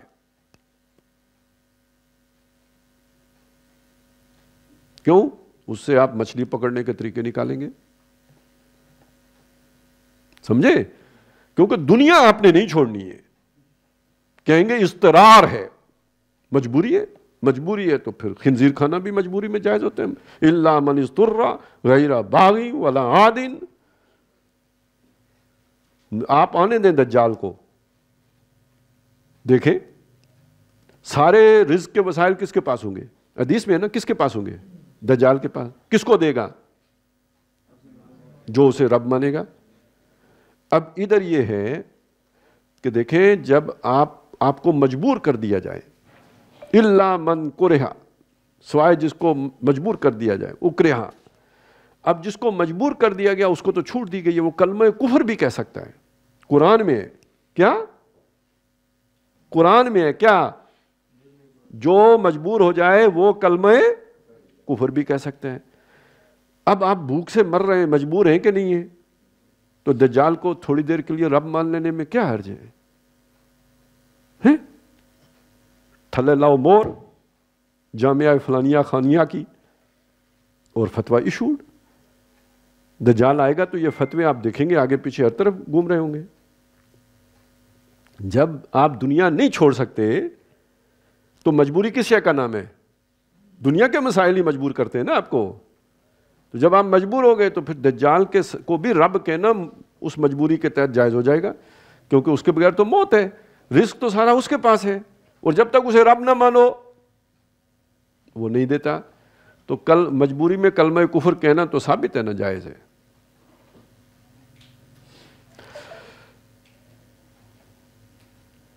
مشکل تو نہیں لگی آپ کو میری بات؟ یہ آخری دور کے یہی تو مصیبت آنی ہے. اور اب آپ کو سمجھ آ گئی ہوگی یہ 5-6 سالوں میں کہ دجال اتنی بڑی مصیبت نہیں ہوگی جتنے اس کے ماننے والے مصیبت ہوں گے. ہم یہاں بیٹھے ہوئے ہیں، دجال تو کہیں نیو یارک میں، جب دنیا کا جہاں مرکز ہوگا وہاں دجال آئے گا نا، جہاں بھی بیجنگ ہوگا یا جو بھی ہوگا ادھر سے کنٹرول کرے گا نا دنیا کو. چلے مکے مدینے آ گیا، ہمیں کون ٹکرے گا؟ ہاں، جو فتوے دیں گے کہ مان لو دجال کی، کیوں خود بھی مرتے ہو بچے بھی مارتے ہو. الا من اضطر غیر باغ ولا عاد، یہ تو اکرے رہا ہے. تو سمجھیں اس کو، بیکار ہے. یہی رمز ہے جو حضرت ابن عباس کے اس قول میں بیان ہوا کہ تعلمنا الایمان ثم تعلمنا القرآن، کہ پہلے ہم نے ایمان سیکھا پھر ہم نے قرآن سیکھا. اور یہاں قرآن سے مراد کون سا قرآن؟ یعنی وہ احکام. قرآن ہی کے 2 حصے، قرآن کا ایک حصہ وہ جو اس کا مغز ہے، مغز ایمان پر مشتمل ہے. تو مغز ہم نے پہلے سیکھا، یعنی ایمان پہلے سیکھا. مکے میں سارا قرآن کیا ہے؟ وہ یہی تو ہے. اور احکام مدینے میں آئے ہیں، وہ بعد میں ہیں، وہ سب کو معلوم ہے کہ وہ بعد میں آئے ہیں. مغرب کے فلسفہ و فکر کے مؤثر ابطال اور اس کی تہذیب و تمدن کے واقعی استیصال کا کٹھن کام صرف ان لوگوں کے بس کا ہے جو علم حقیقت کے ان چشموں سے اچھی طرح سیراب ہوں، جو قرآن حکیم کی آیات بینات کی صورت میں رواں ہیں. انہی کے لیے ممکن ہوگا کہ وہ آج کے فلاسفہ کے لیے ایک نئی تحافت تصنیف کر سکیں. یہ امام غزالی کی کتاب ہے تحافت الفلاسفہ. وہ اس دور کے جو فلسفی تھے نا یونانی، اور ان کے زیر اثر جو فلسفی تھے ان کا انہوں نے توڑ کیا تھا اس میں، اور آج کے منطقیین پر از سر نو رد کر سکیں. یہ رد المنطقیین امام ابن تیمیہ کی کتاب تھی، لیکن وہ منطق استخراجی تھی، آج کی منطق استقرائی ہے. وہ سارا جو فلسفہ تھا وہ قیاسی تھا، آج کا فلسفہ سائنسی ہے. اور فی الجملہ الحاد و مادہ پرستی کے اس سیلاب کا رخ پھیر دیں جو تقریباً 2 صدیوں سے ذہن انسانی کو بہائے لیے چلا جا رہا ہے. اس تخریب کے ساتھ، یعنی یہ تخریب یعنی اس کو باطل ثابت کرنے کی تخریب ہے نا، یہ جو منفی کام ہے تو اسے تخریب کہا. اس تخریب کے ساتھ انہیں جدید علم کلام کی تاسیس کا مثبت کام بھی کرنا ہوگا. پرانا علم کلام کام نہیں آئے گا، جدید علم کلام کی تاسیس کرنی ہوگی. علم کلام کیا چیز ہے؟ ایک سائنسی حقائق ہے، یا یوں سمجھیے آپ کی عقل کی پہنچ جہاں تک ہوئی ہے. یہ آپ کے حواس خمسہ جہاں تک پہنچ سکتے تھے وہاں تک آپ پہنچ گئے، اس کے آگے بلاک ہو گیا، اب آگے نظر نہیں آتا. خوردبین بھی لگائی اور نہیں دکھتا، دوربین بھی لگائی مزید نہیں دکھتا. اس سے اوپر کی خبریں آپ کے پاس آئی ہیں مگر علم وحی سے آئی ہیں، وہ اب عقل کی سمجھ میں نہیں آئیں گی، وہ اس سے اوپر، کیونکہ وہ تو اس کی ریچ ہی وہاں تک نہیں ہے. اب ان دونوں کا تھوڑا بہت، یہ دیکھیے یہی متشابہات ہیں. متشابہات کون سی ہیں؟ یہی جو تخیلاتی چیزیں ہیں جو عقل کی فہم میں نہیں آتی، وہی متشابہات ہیں. ان کو کسی نہ کسی ایسے پیرائے میں بیان کرنا کہ عقل کی سمجھ میں آ جائیں، یہ علم کلام ہے. قرآن کے دور کا علم کلام کیا تھا؟ وہ سارے تمثیلات تھی، مثالیں دے کے سمجھا دیا. اللہ نور السماوات مثل نورہ کمشکات، وہ تو سب مثالوں سے کام چل گیا. انسان جب اس کے وہ جو یونانی علم آ گیا تو اب وہ تحافت الفلاسفہ کے بغیر کم نہیں چل سکتا تھا. اب رد المنطقیین کے ساتھ یہ جو بھی ہمارے یہ جو کیا ہے جی، جو ہماری عقائد کی جو ہے نا مختلف سلسلے چلے، تو وہ مرتب ہوئے، یعنی پورا ایک نیا علم کلام. ایک وقت میں مسلمان ائمہ علم کلام یا فلسفے کی بات کو کفر سمجھتے تھے، کوئی اس طرح کی بات کفر کہتے تھے. لیکن جب وہ مسئلے کھڑے ہو گئے تو پھر مسلمانوں نے علم کلام وضع کیا ہے نا اس کا رد کرنے کے لیے. اب وہ علم کلام ہو گیا پرانا، عقل آگے نکل آئی ہے. دیکھیں نا، یعنی 700 سال پہلے عقل اگر یہاں تھی اور وہی وہاں تھی تو وہ اس کا آپ نے ایک جوڑا تھا. اب عقل اٹھ کے یہاں آ گئی، اب یہ ایک نیا جوڑ جب تک آپ نہیں جوڑیں گے تو آج کی عقل یہ اس سطح والے جوڑ کو قبول کرنے کے لیے تیار نہیں ہے. تو یہ جو جوڑ ہے اس کو علم کلام کہیں گے، وحی کے ساتھ عقل کا جوڑ جوڑنا.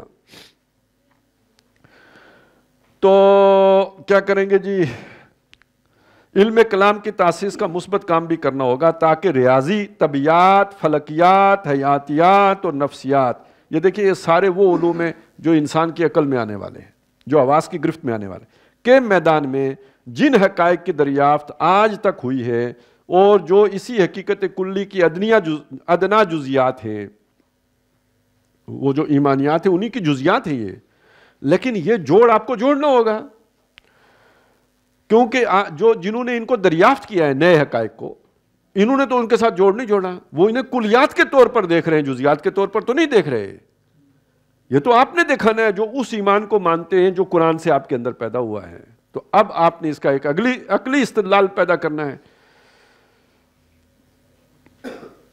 جن کا مظہر عتم ایمان ہے انہیں اسلامی عقائد کے نظام میں اپنے اپنے مقام پر صحیح طور سے فٹ کیا جا سکے. آج سے 35-40 سال قبل علامہ اقبال مرحوم نے الہیات اسلامیہ کی تشکیل جدید، انگریزی نام کیا تھا اس کا؟ ان اسلام، ریلیجس تھاٹ، یعنی وہ مذہبی عقائد، مذہبی نظریات، ظاہر ہے وہ وحی کی بنیاد پر استوار ہوئے ہیں. ان کی کنسٹرکشن پہلے جو ہوئی وہ پہلا علم کلام ہے. اب ریکنسٹرکشن کا اس کا یہ مطلب نہیں ہے کہ نئے اعتقادات بنانے ہیں، یہ غلط معنی ہے جو بھی ہے اس کا معنی لے. نئے اعتقادات نہیں بنانے ہیں، جو اعتقادات ہیں ان کا جو استدلال ہے اس کو ریکنسٹرکٹ کرنا ہے. پہلے والا استدلال اب نہیں چلے گا.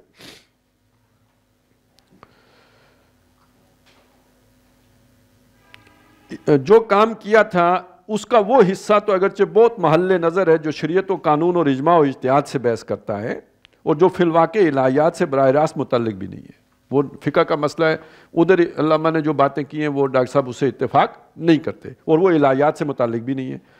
تاہم اپنے اصل موضوع کے اعتبار سے علامہ مرحوم کی یہ کوشش بڑی فکر انگیز تھی، اور جیسا کہ خود علامہ نے کتاب کے دیباچے میں فرمایا تھا کہ ہو سکتا ہے کہ جیسے جیسے علم آگے بڑھے اور فکر کی نئی راہیں کھلیں، زیر نظر کتاب میں جو خیالات بیان ہوئے ہیں ان کے علاوہ بلکہ ان سے صحیح تر خیالات ظاہر ہوں. ہمارا فرض، یعنی اقبال نے اس چیز کی گنجائش رکھی تھی، لہٰذا ہمارا فرض یہ ہے کہ ہم انسانی فکر کے ارتقاء کا ایک آزاد تنقیدی نقطہ نگاہ سے مسلسل جائزہ لیتے رہیں. اگر انہی خطوط پر کام جاری رہتا اور کچھ باہمت لوگ اس کے لیے اپنی زندگیاں وقف کر دیتے تو ایک بہت وسیع اور قابل قدر کام ہو جاتا. لیکن افسوس کہ خود علامہ مرحوم کے حلقہ اثر میں سے بھی کسی نے اس میدان کو اپنی جولانی اتباع کے لیے منتخب نہیں کیا. وہ اور کاموں میں نکل گئے، اس کام میں کسی نے بھی کوئی حصہ نہیں ڈالا. بہرحال جب تک اس میدان میں واقعی قدر و قیمت رکھنے والا کام ایک قابل ذکر حد تک نہیں ہو جاتا، یہ امید کہ معاشرے کے ذہین طبقات کو مذہب کی طرف راغب کیا جا سکے گا محض سراب کا درجہ رکھتی ہے. الہیات اسلامیہ کی تشکیل جدید کے بعد دوسرا اہم کام یہ ہے کہ حیات دنیاوی کے مختلف پہلوؤں یعنی سیاست و قانون اور معاشرت و معیشت کے باب میں اسلام کی ہدایت اور رہنمائی کو مدلل و مفصل واضح کیا جائے. یعنی وہ جو نظام اجتماعی ہے اب اس کی بحث آ رہی ہے. اس ضمن میں جیسا کہ عرض کیا جا چکا ہے پچھلے 50-60 سال کے عرصے میں خاصا کام مصر اور بر صغیر ہند و پاک میں ہوا ہے، خاصا کام ہوا ہے. خصوصاً جماعت اسلامی اور اخوان المسلمون نے اسلامی نظام حیات اور عدالت الاجتماعیہ فی الاسلام کو تصنیف و تالیف کا مرکزی موضوع بنایا ہے. تاہم اس سارے کام کو بس ایک اچھی ابتدا قرار دیا جا سکتا ہے، اور ادھر کچھ عرصے سے مکھی پر مکھی مار دینے، مکھی پر یہ مطلب نقل اتارنے، آپ کا میں جو ہے نا اس کو جو کا تو کاپی کر دوں، اسے کہتے ہیں مکھی پہ مکھی مارنا. اور تقریباً ایک سی سطح اور ایک سے معیار کی تالیفات مختلف ناموں سے شائع کر دینے کا جو سلسلہ چل نکلا ہے، جو اب خود انجمن کے خدام القرآن میں بھی چل نکلا ہے، اس نے بہت حد تک اس اساسی کام کی اہمیت بھی ختم کر دی ہے جو بجائے خود خاصا قابل قدر تھا. اس ضمن میں یہ بات اچھی طرح سمجھ لینے کی ہے کہ نیم خواندہ یا بقول مولانا، اب یہ وہ ڈاکٹر صاحب پر پھر 1967 والی کیفیات جو ہے نا وہ طاری ہو رہی ہیں، تو جو تنظیم کے حوالے سے مجھ پہ بھی طاری ہو جاتی ہے، نیچرل سی بات ہے، تو وہ ڈاکٹر صاحب پہ بھی طاری ہو رہی ہیں. تو کہتے ہیں کہ سمجھ لینے کی ہے کہ نیم خواندہ یا بقول مولانا اصلاحی، وہ ڈاکٹر صاحب نیم خواندہ کم پڑھے لکھے، آدھے، جو نیم حکیم آپ نے سنا ہوگا اور نیم ملا بھی سنا ہے، تو یہ نیم خواندہ یعنی، اور یا بقول مولانا اصلاحی. مولانا اصلاحی نے ایک اور اس کے لیے ٹرم استعمال کی، پڑھے کم لکھے زیادہ، مطلب انہوں نے پڑھا تھوڑا ہے اور لکھا زیادہ ہے. صافی حضرات پڑھتے کم ہیں اور لکھتے زیادہ ہیں، اور اب تو خیر اب مولوی حضرات بھی پڑھتے کم ہیں بولتے زیادہ ہیں. تو پڑھے کم لکھے زیادہ، اصل میں یہ طنز پتہ ہے کس پہ ہے؟ ہاں نہیں، مودودی صاحب پہ نہیں ہے. مودودی بہت وسیع مطالعہ ہے. ویسے مولوی یہ تو ایسے ہی پراپیگنڈا ہے نا، انہوں نے کبھی اس کا ازالہ بھی نہیں کیا. وہ عالم دین تھے، مستند عالم دین تھے، انہوں نے ایک عالم دین سے تعلیم حاصل کی تھی، تو یہ ان کے لیے نہیں ہے. نہیں، گامدی صاحب تو ابھی تھے 67 میں. کون سا گامدی ہے؟ نہیں نہیں، ان کے لیے جماعت کے حلقے کے بندے کے لیے، نعیم صدیقی صاحب کے لیے. وہ مطلب وہ ترجمان القرآن کی عدالت بھی ان کے پاس رہی ہے. وہ بڑے اچھا بہت بڑے شاعر بھی تھے، انہوں نے سیرت پہ بھی کتاب لکھی ہے. لیکن اصل میں وہ ان کی جو تعلیم تھی نا، وہ ویسے وہ 8ویں تک تھی یا کوئی انڈر میٹرک تھے، لیکن مطالعہ بہت وسیع تھا. تو وہ اب یہ جو ہے نا، یہ نہیں ہے کہ انہوں نے پڑھا کچھ نہیں تھا، مطالعہ بہت وسیع تھا، لیکن وہ چونکہ ادھر سے وہ صرف 8ویں تک یا اتنی تعلیم تھی. تو اب یہ ڈاکٹر صاحب کو موقع ملا تو انہوں نے پڑھے کم لکھے زیادہ کر دیا. تو اصل میں ان کی ڈگری کی کمی کی طرف اشارہ ہو رہا ہے. اچھا جی، ڈاکٹر صاحب کا بھی بتا دوں، ان کی MBBS کی تو ڈگری ہے ہی ہے نا. اس کے بعد انہوں نے اسلامیات میں MA بھی کیا ہے، اور یہ جو اسلامیات میں MA کیا ہے یہ ایک عالم دین کی نگرانی میں کیا ہے، مولانا منتخب الحسن قادری صاحب، ٹھیک ہے نا. تو یعنی آپ یہ نہیں کہہ سکتے کہ ڈاکٹر صاحب یعنی وہ بے استادے تھے، ایسی بات نہیں ہے. تو لیکن یہ بس یہ ادھر انہوں نے چھٹ ماری ہے، ٹھیک ہے.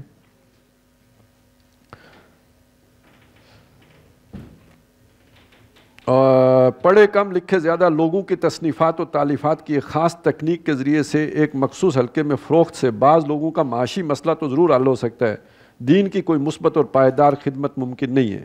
آج کی دنیا میں خصوصاً اعلیٰ ذہنی صلاحیتیں رکھنے والے لوگوں کے پاس اتنا وقت نہیں کہ وہ مسلمہ علمی قابلیت رکھنے والے لوگوں کے سوا کسی مؤلف و مصنف کی جانب التفات کر سکیں.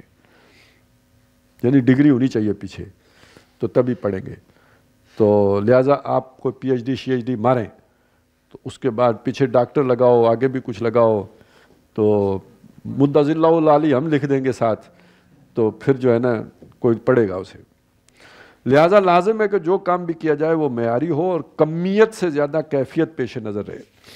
کمیت اور کیفیت، کوالٹی اور کوانٹٹی. تو کمیت کہیں گے آپ کوانٹٹی کو اور کیفیت کہیں گے کوالٹی کو. اس کام کے لیے بھی ظاہر ہے کہ ایک طرف موجودہ دنیا کے مسائل و معاملات کا صحیح فہم اور عمرانیات کے مختلف میدانوں میں جدید رجحانات کا براہ راست علم ضروری ہے، اور دوسری طرف قرآن و سنت میں گہری ممارست لازمی ہے. ممارست کیا چیز ہوتی ہے؟ پریکٹس، صحیح لفظ ہے. یعنی صرف پریکٹس نہیں، اس پریکٹس سے جو ایک سینس پیدا ہو جاتی ہے اس کو ممارست کہتے ہیں، جسے رشد بھی کہتے ہیں. اولئک هم الراشدون. تو ایک وہ کہتے ہیں نا، کوئی سنیارا تھا تو وہ جانے لگا کہیں، اسے کہیں باہر جانا تھا، بیرون سفر کرنا تھا. تو اس کا بچہ تھا، اس نے اپنے ایک دوست جو دوسرا سنیارا تھا اسے کہا، یار یہ میرا بچہ ہے، اس کو تم کچھ جب تک میں جا رہا ہوں تو اس کو اپنے اس علم سے روشناس کرانا. جوہری اس کا دوست تھا تو جوہری کے پاس چھوڑ کے چلا گیا. یہ سنیارا تھا، اس نے جوہری کے پاس چھوڑا. تو ایک عرصے کے بعد واپس آیا تو بیٹے سے پوچھا کہ اس نے کیا سکھایا, تم کیا کرتے رہے؟ نہیں, اس سے پوچھا کیا سکھایا؟ اس نے کہا مجھے تو نہیں پتا, کچھ نہیں سکھایا. کہتے جاتے رہے ہو؟ اس نے کہا جاتا رہا ہوں, صبح جاتا تھا شام کو آتا تھا. کرتے کیا رہے ہو؟ کہتے صبح جاتا تھا, وہ مجھے 2 ہیرے دیتا تھا, کہتے کھیلو. سارا دن ہیروں سے کھیلتا رہتا تھا اور شام کو وہ ہیرے واپس لے لیتا تھا, مجھے گھر بھیج دیتا تھا. یہ بڑا مایوس ہوا کہ یار میرے دوست نے میرے بیٹے کا اتنا ٹائم ضائع کر دیا. اگلے دن اس کے پاس گیا, شکوہ کیا کہ بھائی میں نے بیٹا تمہارے پاس چھوڑا تھا, تم نے اسے یہ بھی کچھ نہیں سکھایا. اس نے کہا بلاؤ بیٹے کو. بلایا, اس کو 2 نقلی ہیرے دیے بیٹے کو. اس نے ہاتھ میں لیے, اس نے کہا نقلی ہے. 2 اور نقلی دیے, اس نے کہا نقلی ہے. پھر اس نے اصلی نکال کے انہوں نے کہا یہ ٹھیک ہے. وہ اتنا عرصہ کھیل کھیل کے نا اصلی ہیروں کے ساتھ اس کو غیر شعوری طور پہ اصل اور نقل کی پہچان ہو گئی. یہ ممارست ہے, سمجھ آ گئی؟ اب آپ اسے ڈیفائن نہیں کر, اسے آپ سمجھائیں نا یہ اس کے اصل ہونے کی وجہ کیا ہے اور اس کے نقلی ہونے کی وجہ کیا ہے, وہ نہیں بتا سکتا. لیکن اس کثرت جو ہے نا پریکٹس سے اس کے اندر اس کی ایک سینس ڈیولپ ہو گئی. تو یہ والا جو عمل ہے, یہ سارا عمل ممارست کہلائے گا. اور اس سے ملنے والی جو سینس ہے وہ کیا ہے؟ رشد ہے. تو گہری ممارست لازمی ہے, اور جب تک یہ صورت نہ ہو کہ ان دونوں اطراف کا مطالعہ یکساں دقت نظر کے ساتھ کیا جائے, معیاری نتائج کی توقع عبث ہے. یہ ممارست کے لیے ضروری ہے کہ آپ ایک طرف یہ علوم حاصل کریں, دوسری طرف قرآن کی ممارست ہو, پھر 40-50 سال پریکٹس ماریں, پھر جا کے آپ کے اندر وہ کوئی چیز پیدا ہوگی کہ کوئی آپ ایک آدھ کوالٹی کی شے لکھ کے دنیا سے چلے جائیں. لیکن اگر آپ کے اندر کوئی نمود و نمائش کا جذبہ ہو اور آپ کا دل کرے کہ میں 24 سال کی عمر میں ہی علامہ اقبال ثانی بن جاؤں ہے اور ابن تیمیہ بن جاؤں اور مولانا روم بن جاؤں یا وہ کیا امام غزالی بن جاؤں, تو پھر تسی چول مارنی ہے. سمجھ گئے نا؟ پھر لازمی چول مارنی ہے. لیکن واقعی کوالٹی کا کام کرنا ہے پھر صبر کرنا پڑے گا, ممارست ضروری ہے. اور یہ جو ایک دم فارغ التحصیل ہو کے ممارست نہیں پیدا ہوئی ہوتی. ابھی ایک ڈاکٹر ہے, وہ کوئی کسی بھی جگہ سے وہ ابھی فارغ ہوا ہے, تو وہ میڈیکل میں اس کی کیا حیثیت ہے؟ ابھی بس وہ ٹھیک ہے, اسے ٹیکنیکس آ گئی ہیں, ابھی اس کے بعد وہ ہاؤس جاب کرے گا, پھر اس کے بعد پروفیشنل کورسز ہیں, کیا کیا ہے, پھر پریکٹس ہے. ممارست تو اس پریکٹس سے پیدا ہوگی جو وہ کرے گا. تو اسی طرح ایک اچھے عالم کا بھی سمجھ لیجئے, یہ نہیں کہ وہ بندہ ادھر سے فارغ ہو کے آیا تو وہ اب حکیم ہو گیا ہے, نہیں, وہ ابھی صرف وہ یہ سمجھے اس نے بیسک جو ٹیکنیکس ہے نا علم حاصل کرنے وہ سیکھی ہے. ابھی اس کے اندر کوئی وہ شے نہیں پیدا ہوئی ہے. تو یہ اتنی جلدی کتاب لکھنے کی نہیں ہوتی. متذکرہ بالا علمی تحریک کے دیکھیے, پہلی بات ہم نے طے کیا تھا کیا جی, ایمان اثر نو پیدا ہو, اور اس کے لیے پھر ذہین سے کون, جو دنیا جن کے اندر وہ اس سے اوپر اٹھ چکے ہوں, وہ اپنی پوری زندگی اس کے لیے لگا دینے کے لیے تیار ہو جائیں. ٹھیک ہے, اور وہ کدھر کدھر ممارست پیدا کریں, وہ دنیا کے علوم میں بھی اور دین کے علوم میں بھی ممارست پیدا کریں. اب آگے چلیں. متذکرہ بالا علمی تحریک کے اجرا کے لیے فوری طور پر 2 چیزیں لازمی ہیں. ایک یہ کہ عمومی دعوت و تبلیغ کا ایک ایسا ادارہ قائم ہو جو ایک طرف تو عوام کو تجدید ایمان اور اصلاح اعمال کی دعوت دے, اور جو لوگ اس کی جانب متوجہ ہوں ان کی ذہنی و فکری اور اخلاقی و عملی تربیت کا بندوبست کرے. یعنی یہ جیسے تبلیغی جماعت ہے اس طرح کی ایک تحریک ہو. اور نیچے ڈاکٹر صاحب نے لکھا ہے کہ 75 میں نے اس مقصد کے لیے ایک جماعت بنائی, اس کا نام کیا تھا؟ اب اس کا مقصد بھی سمجھ میں آیا ہے, عوام میں جا کے اس نے کیا کام کرنا ہے, سمجھ آ گیا نا؟ یہ ایمانی کی طرف دعوت دے, اور ساتھ ہی اس علمی کام کی اہمیت ان لوگوں پر واضح کرے. اس علمی کام کی اہمیت, وہ ادارہ کون؟ یعنی تنظیم اسلامی, اس علمی کام کی اہمیت لوگوں کے اوپر واضح کرے جو خلوص اور دردمندی کے ساتھ اسلام کی نشر ثانیہ کے آرزو مند ہیں, اور دوسری طرف ایسے ذہین نوجوان تلاش کرے. دیکھیے لوگوں کے پاس ذہین لوگ تلاش کرنے کون جائے گا؟ یہ جماعت, یہ تنظیم اسلامی جائے گی, یہ جو عوامی تحریک ہے یہ جائے گی. جو پیش نظر علمی کام کے لیے زندگیاں وقف کرنے کو تیار ہوں، جو وہ اسے یہ لوگ ملیں گے، کچھ وہ کارکن ملیں گے جن کو وہ مزید استعمال کرے گی، لیکن یہ جو ذہین لوگ اسے ملیں گے اب ان کو وہ علیحدہ جمع کرے گی، ان کا کام آگے آ رہا ہے، انہوں نے کیا کرنا ہے۔ آج کے دور میں جبکہ مادیت اور دنیا پرستی قلوب و اذہان پر مکمل تسلط ہے، اور کچھ تو فی الواقع طلب معاش کا مسئلہ اتنا کٹھن ہو گیا ہے کہ اکثر لوگوں کی اپنی ساری صلاحیتیں اور توانائیاں اسی کے حل پر مرکوز کر دینی پڑتی ہیں، پھر معاشرے کا عام رجحان یہ ہو گیا ہے کہ ذرا اس سطح سے بلند ہوتا ہے، جو ذرا اس سطح سے بلند ہوتا ہے اس پر معیار زندگی کو بلند تر کرنے کی دھن سوار ہو جاتی ہے۔ آپ گاؤں سے نکلے، شہر آئے، شہر میں نور کالونی آئے، نور کالونی میں کچھ دن رہ کے تو آپ کو خیال آیا کہ یار اس سے تو بہتر جو ہے نا یہ کیا ہے، یہ سامنے یہ کیا ہے جی، کون سی یہ غوری ٹاؤن ہے، غوری ٹاؤن میں گھسے پتہ چلا گلبرگ ہے، پتہ چلا بیریا ٹاؤن ہے، تو بیریا ٹاؤن میں پہنچ کے تو پھر خیال آتا ہے یار کوئی جرمنی شرمنی کا ویزا بھی تو ہونا چاہیے نا، پاکستان کے تو مستقبل کا پتہ ہی کھ نہیں، تو کہانی رکے گی کدھر؟ یا جہنم جا کے، کیونکہ یہ سفر تو ادھر غلط طرف ہی جا رہا ہے، ٹھیک ہے نا۔ تو جن پہ یہ دھن سوار ہے وہ کدھر سے یہ کام کریں گے؟ مصیبت یہ ہوتی ہے کہ جو ذہین ہوتے ہیں گھر والوں کو بھی اسی سے امید ہوتی ہے، یہ ایک علیحدہ پرابلم ہے۔ اس قسم کے نوجوانوں کا ملنا بظاہر محال نظر آتا ہے، لیکن اگر حقیقت یہ ہے کہ دنیا سعید روحوں سے کبھی خالی نہیں ہوتی، اور اگر کچھ مخلص اور صاحب عظیمت لوگ ذہنی یکسوئی کے ساتھ اس کام کا بیڑا اٹھا لیں تو انشاءاللہ اسی معاشرے میں بہت سے ذہین اور اعلیٰ صلاحیتوں کے مالک نوجوان ایسے مل جائیں گے جو نبی اکرم صلی اللہ علیہ وسلم کے اس قول مبارک کے خیرکم من تعلم القرآن وعلمہ، اصل میں تعلم القرآن وعلمہ یہ تھا، اپنا لائے عمل بنا کر علم میں قرآن کی تحصیل و اشاعت کے لیے زندگی وقف کر دے۔ یہ بھی واضح رہے کہ اصل ضرورت صرف اس کی ہوتی ہے کہ کسی جذبہ و خیال کے تحت انسان میں داخلی طور پر ایک داعیہ بیدار ہو جائے، پھر یہ داعیہ کام کی راہیں خود پیدا کر لیتا ہے۔ اندر جب وہ آگ لگتی ہے نا پھر بندے کو سکون نہیں لینے دیتی، اور تمام موانع و مشکلات سے خود نمٹ لیتا ہے۔ اب ابا جی سے کیسے نمٹنا ہے یہ وہ خود دیکھے گا، برادری والوں کا کیا کرنا ہے یہ وہ دیکھے گا۔ تو جو آ کے آپ کے پوچھے کہ جی اب میں کون سا بم چلاؤں تو انہیں کچھ نہیں کرنا، اور پوچھے بھی تو انہوں کو جا بیٹا پھر جو بھی چلے وہی چلا، کیونکہ یہ اب تیرا مسئلہ ہے، اسی سے تو سیکھے گا، اسی سے حکمت ملے گی، اور تمام موانع و مشکلات سے خود نمٹ لیتا ہے۔ لہٰذا ضرورت اس امر کی ہے کہ اس خیال کو عام اور اس کی ضرورت کے احساس کو اجاگر کیا جائے، پھر کوئی وجہ نہیں کہ اس اعلیٰ و عرفہ نصب العین کے لیے کام کرنے والے دستیاب نہ ہو سکے۔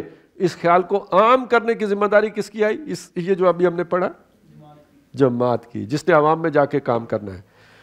تو ایک جماعت کہے کہ ہم بنے تو اس لیے تھے، ہم ہیں 100% ڈاکٹر اسرار احمد کی فکر پر، لیکن یہ کام تو ہم نہیں کرتے نا، اس کی تو ضرورت نہیں ہے نا۔ یہ تو ہو گیا جناب اس جماعت کا کام۔ اب آگے چلیے، دوسرے یہ کہ ایک قرآن اکیڈمی کا قیام عمل میں لایا جائے۔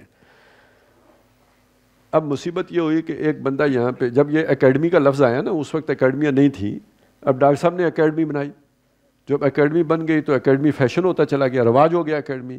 اب ادھر آپ کو آگے پیچھے کہیں قرآن اکیڈمیاں مل جائیں گی، ادھر جا کے پوچھیں جی کیا پڑھاتے ہیں آپ، تو پتہ چلے گا جی کہ وہ ناظرہ پڑھاتے ہیں۔ ہے کیا جی؟ Quran academy, online Quran academy ہے۔ اچھا آپ کو گاؤں میں ملیں گے جامعہ فلانا، جامعہ اصل میں یونیورسٹی کو کہتے ہیں، کلیہ کالج کو کہتے ہیں، مدرسہ جو ہے نا یہ جو ہائی اسکول، یہ مدرسہ ہے، ہائی اسکول کو مدرسہ کہتے ہیں، کالج کو کلیہ کہتے ہیں، اور جامعہ جہاں پہ تمام علوم پڑھائے جاتے ہوں، یونیورسٹی جسے کہتے ہیں، جیسے جامعہ پنجاب ہے، سمجھ آئے نا۔ ادھر ناظرے والا کو وہ مدرسہ کھول کے کہتے ہیں جامعہ علومیہ قرآنیہ، سارا کے وہ لکھ دیں گے اس کے اوپر، پتہ انہیں بھی نہیں ہوتا کہ کیا لکھ رہے ہیں۔ نتیجہ یہ نکلا کہ جامعہ بھی بدنام۔ تو اب جب انہوں نے اکیڈمی لکھنا شروع کر دیا تو لوگ سمجھتے ہیں اکیڈمی بس یہی ہوتا ہے جہاں پہ 4 چھوٹے چھوٹے بچے بیٹھے ہوں، بیچ میں ایک مولوی صاحب بیٹھے ہوں، ٹھیک ہے، وہ جامعہ ہوتی ہے، وہ اکیڈمی ہوتی ہے۔ یار یہ اکیڈمی کا تصور جو ہے نا، یہ اصل میں علمی کام جہاں پہ ہوتا ہے اکیڈمک سے ہے. ہاں جی، یہ جو علمیہ اشرفیہ جو ہے نا، یہ وہ ہے سارا. تو اب اکیڈمی آپ نے کیا بنا دی ہے، بس چلیں ٹھیک ہے سمجھ لیں. جو ایک طرف، اچھا یہ جو آ گئی ہے نا اس اکیڈمی کی تشریح، یہ کیا کرے گی؟ جو ایک طرف علوم قرآنی کی عمومی نشر و اشاعت کا بندوبست کرے تاکہ قرآن کا نور عام ہو اور اس کی عظمت لوگوں پر آشکار ہو، اور دوسری طرف ایسے نوجوانوں کی تعلیم و تربیت کا اہتمام کرے جو بیک وقت علوم جدیدہ سے بہرہ ہوں اور قرآن کے علم و حکمت سے بھی براہ راست آگاہ ہوں، تاکہ متذکرہ بالا علمی کامل کے لیے راہ ہموار ہو سکے. نوجوان وہ تلاش کون کریں گا؟ جماعت کرے گی. ان کو تعلیم کون دے گا؟ قرآن اکیڈمی دے گی. اور کس چیز کی تعلیم دے گی؟ ایک طرف کس کی، دوسری طرف کس کی؟ ہاں جی، ایک طرف علوم جدیدہ سے بھی بہرہ ہوں اور قرآن کے علم و حکمت سے بھی براہ راست آگاہ ہوں. اور قرآن کا علم و حکمت کیا ہے؟ وہ جو ایمان کے مباحث ہیں، اور ایمان کے مباحث کو آپ نے جہاں تک عقل پہنچ چکی ہے اس کے ساتھ جوڑنا ہے. تو اب جو ڈاکٹر صاحب نے اپنی زندگی میں اس کی کوشش کی تھی وہ ہے تصور. اب ظاہر ہے ہمارے جو عام علماء ہیں انہوں نے جو علوم حاصل کیے ہیں اس میں علم کلام ہے، لیکن وہ علم کلام کس دور کا ہے؟ اس دور میں جو انسان کے علم کی سطح تھی اس کو جو وحی کے ساتھ جوڑا گیا تھا اس سطح کا ہے. اب پچھلے 50 سال میں انسانی عقل کدھر پہنچ گئی ہے یار. ٹھیک ہے، اچھا یہ پچھلے 100 سال میں کتنا فرق واقع ہو چکا ہے. تو اس کا مطلب 100 سال پہلے بھی کوئی علم کلام بنا ہوتا ہے نا تو آج بوسیدہ ہو چکا ہوتا ہے، کیونکہ آج کی عقل اس سے اوپر جا چکی تھی. وہی تو ادھر ہی ہے، لیکن یہ جو عقل اوپر جائے گی وہی کو اس کے ساتھ آپ نے جوڑتے جانا ہے. تو اب آپ سوچیں کہ جب ڈاکٹر صاحب، اگر کوئی فرض کرے ڈاکٹر صاحب نے کوشش کی ہے آج کے ایمان کو آج کی علمی سطح کی، تو وہ آپ کے قدیم کے ساتھ ہمانگ ہوگی؟ اس سے تو مختلف ہوگی. اس کو آپ کہیں یہ تفرد ہے، اس کو ہم مانتے ہی نہیں، تو پھر جو کیا بھی ہے اس کو بھی رد کر دیا نا. یہ جو ہے نا اپنا ڈاکٹر صاحب نے ایک دفعہ کرائی تھی مسائل حکمت، ایک تربیتی کورس ہوا تھا 6-7 دن کا. نام کیا تھا اس کا؟ مسائل حکمت. اسی کورس کے دوران جو ہے نا شام کو اوقات میں کچھ تنظیمی وہ بھی ہوئے تھے جس میں عاقف صاحب کی سلیکشن ہوئی تھی. اب دیکھیے خدا کی قدرت، ایک ہی تربیتی جو ہے نا سیشن ہے جس میں صبح کے وقت مسائل حکمت پہ گفتگو ہوتی ہے اور شام کے وقت تنظیمی معاملات پہ ڈسکشن ہوتی ہے. انہی مشوروں کے نتیجے میں عاقف صاحب کو امیر مقرر کیا گیا تھا. تو صبح کے وقت جو کچھ ڈاکٹر صاحب پڑھا رہے تھے وہ حکمت سے متعلق تھا، اور شام کو جس کو تیار کر رہے تھے اپنی ساری وراثت کا، ٹھیک ہے نا، جس کو سونپ رہے تھے اس نے ہی اس سارے کی لنکا ڈھانی تھی. خدائی یہ تو اب تکوینی بات ہو گئی اس کا کیا کریں گے. لیکن یہی ہوا کہ وہ اسی کے اندر وہ سارا آیا تھا، یہ جو ہے نا اپنا وحدت الوجود کے تصور، اور یہ سارا جو ہے نا جو اسی میں آیا تھا. اور آپ اندازہ لگائیں جو لوگ ابھی پتہ نہیں آپ ادھر ہوں گے جب فیصل آباد میں اجتماع ہوا تھا، آخری جو ڈاکٹر صاحب تھے اس میں ڈاکٹر صاحب نے یہ بات کہی جو آخری تقریر ہے کہ میری 2 چیزیں جو ہے نا آپ لوگوں کو تنگ کریں گی، میرے بعد میری فکر کی 2 چیزیں بہت تنگ کریں گی، یعنی لوگ تنگ کریں گے ان 2 باتوں پر. ایک انہوں نے کہا تھا یہ جو میرا وحدت الوجود کا جو نظریہ ہے، اور دوسرا انہوں نے کہا تھا یہ جو ڈاروین جو ارتقاء کے حوالے سے جو میں نے باتیں کی ہیں، یہ ان 2 باتوں پہ لوگ آپ کو بہت تنگ کریں گے. یاد آئی یہ بات؟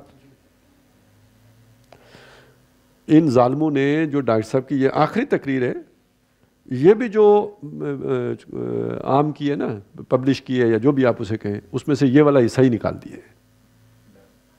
ہاں، یہ جو ڈاکٹر صاحب نے کہا یہ 2 چیزیں تنگ کریں گی. اچھا کیوں نکالا؟ انہوں نے ایک اور وہ بلڈ کرنے کی کوشش کی ہے. وہ ہمارے حافظ زبیر صاحب ہیں، انہوں نے کوئی کہانی ڈالنے کی کوشش کی کہ اصل میں ڈاکٹر صاحب سے ملتا رہتا تھا تو ڈاکٹر صاحب کے ساتھ ان موضوعات پہ بحث بھی ہوئی تو انہوں نے رجوع کر لیا تھا، کتابیں لکھی، اعلانیہ ہر طرف بانٹ دیں، مرتے وقت بھی کہہ رہے ہیں کہ یہ 2 چیزیں تنگ کریں گی، بعد میں بندہ یہ سمجھا رہا ہے کہ وہ رجوع کر لیا تھا تو وہ پھر یعنی تنگ ہونے سے بچنے کا بہترین طریقہ یہ ہے کہ وہ جہاں وہ کہہ رہے ہیں تنگ کریں گی اس کو تو نکالو اور ساتھ کہو رجوع کر لیا تھا. تو یہ ڈاکٹر صاحب نے یہ بال کی کھال اتارنے کے لیے یہ مضمون بیان کیے تھے. وہ تو کہتے ہیں نا علمی باتیں ہیں. علمی باتیں کس معنی میں کہتے ہیں؟ یعنی بیکار باتیں ہیں. لیکن یہ تھیسس کیا کہہ رہا ہے کہ ان باتوں کے بغیر آج کے لوگوں میں آپ ایمان ہی نہیں پیدا کر سکتے. اب آج کی فزکس کہاں پہنچی ہے؟ ہگس بوزان جو نظریہ آیا ہے جس کو لوگ گاڈ پارٹیکلز کہتے ہیں، یعنی کہاں وہ دور تھا کہ جس میں مادہ فانی تھا جو غیر فانی تھا، پھر یہ فانی بنا، پھر انرجیز کی مختلف قسمیں آئیں، پھر کرتے کرتے کرتے کرتے ایک پارٹیکل تک پہنچ گئے وہ. یعنی فزکس تقریباً وحدت الوجود کے قریب پہنچ گئی ہے. تو جس کی عقل یہاں پہ پہنچی ہے اس کو یہ نہیں اپیل کرے گا. تو وہ بھی آپ اگر اس کے اوپر بھی قلم پھیر دیں، اور کون پھیرے؟ وہ تنظیم پھیرے گی. تنظیم کا اس سے کوئی تعلق نہیں ہے. جس نے کہ بندے تلاش کر کے یہاں لے کے آنے تھے. اور جو اس اکیڈمی کا جو منشور بن جائے وہ یہ ہے کہ جی ہم نے تو بس وفاق المدارس کے ساتھ ہی لاک کر لیا ہے. وفاق المدارس یہ اصل میں جو دینی تعلیم ہے اس کے مختلف بورڈ ہے. بریلویوں کا جو بورڈ ہے اسے کہتے ہیں تنظیم المدارس. جماعت اسلامی کے جو مدارس ہیں نا ان کا جو بورڈ ہے، مرکزی بورڈ جو امتحان لیتے ہیں، اس کا نام ہے رابطۃ المدارس. اور جو اہل حدیثوں کا ہے پتہ نہیں اس کا کیا نام ہے جی، نہیں اچھا وفاق المدارس سلفیہ ہے. اور شیعوں کا وہ بھی کچھ ہے. تو جو دیوبندیوں کا ہے نا وہ وفاق المدارس ہے. ٹھیک ہے. اب ڈاکٹر صاحب نے جب قرآن کالج، ویسے انہوں نے نہیں بنایا تھا، جو لوگوں نے بنا لیا، لیکن انہوں نے یہ کہا تھا کہ اس کو ہم یونیورسٹی کے ساتھ اس کی افیلیشن نہیں کریں گے، ہمارے بچے پرائیویٹ امتحان دیں گے. کیوں؟ یونیورسٹی کے ساتھ اگر ہم نے ہلاک کر لیا تو پھر ان کا نصاب بھی ہمیں اس پر عمل کرنا پڑے گا. ہم تو اپنا نصاب بنائیں گے. لیکن جب بعد میں وہی کالج وفاق کے ساتھ افیلیٹڈ ہو گیا تو اب سوچئے یہ مقاصد پورے کر سکتا ہے وہ؟ یہ تو خود ڈائیورژن کی سب سے بڑی علامت ہے. اور دوسری بات یہ کہ پھر اگر یہی ہے چلیں تو آپ کو پھر مدرسہ بنانے کی کیا ضرورت ہے؟ تھوڑے ہیں وفاق، یعنی وفاق کے تحت رجسٹرڈ ادارے تھوڑے ہیں. اور میں آپ کو یقین سے یہ بات کہتا ہوں، جتنی اچھی تعلیم دینی آپ کو دیوبندی مدارس میں ملے گی جو وفاق کے ساتھ افیلیٹڈ ہیں، ویسی اچھی تعلیم آپ کو کلیت القرآن میں نہیں مل سکتی. ان کے پاس ویسے اساتذہ ہی نہیں ہے، وہ نظام ہی نہیں ہے. ان کا تو اپنا نظام ہوتا ہے اور اس میں وہ پھر ہمارے ادھر ایک بندہ آتا رہا، اس کا بھائی وہاں پہ گیا تو وہ کہتا ہے یار وہاں سے وہ فارغ ہو کے آیا ہے میرا بھائی، نماز نہیں پڑھا سکتا. تو بھئی جس کا کام اس کو ساجے، تو چونکہ وہ علماء کا کام ہے جب وہ کرتے ہیں تو وہ پراپر کرتے ہیں، پورا کرتے ہیں. پھر ان کے لوگ یار اور اگر کچھ نہ آتا ہو تو نمازیں تو ٹھیک پڑھا لیتے نا. آپ کے بندے سے تو نماز بھی نہیں پڑھائی جاتی.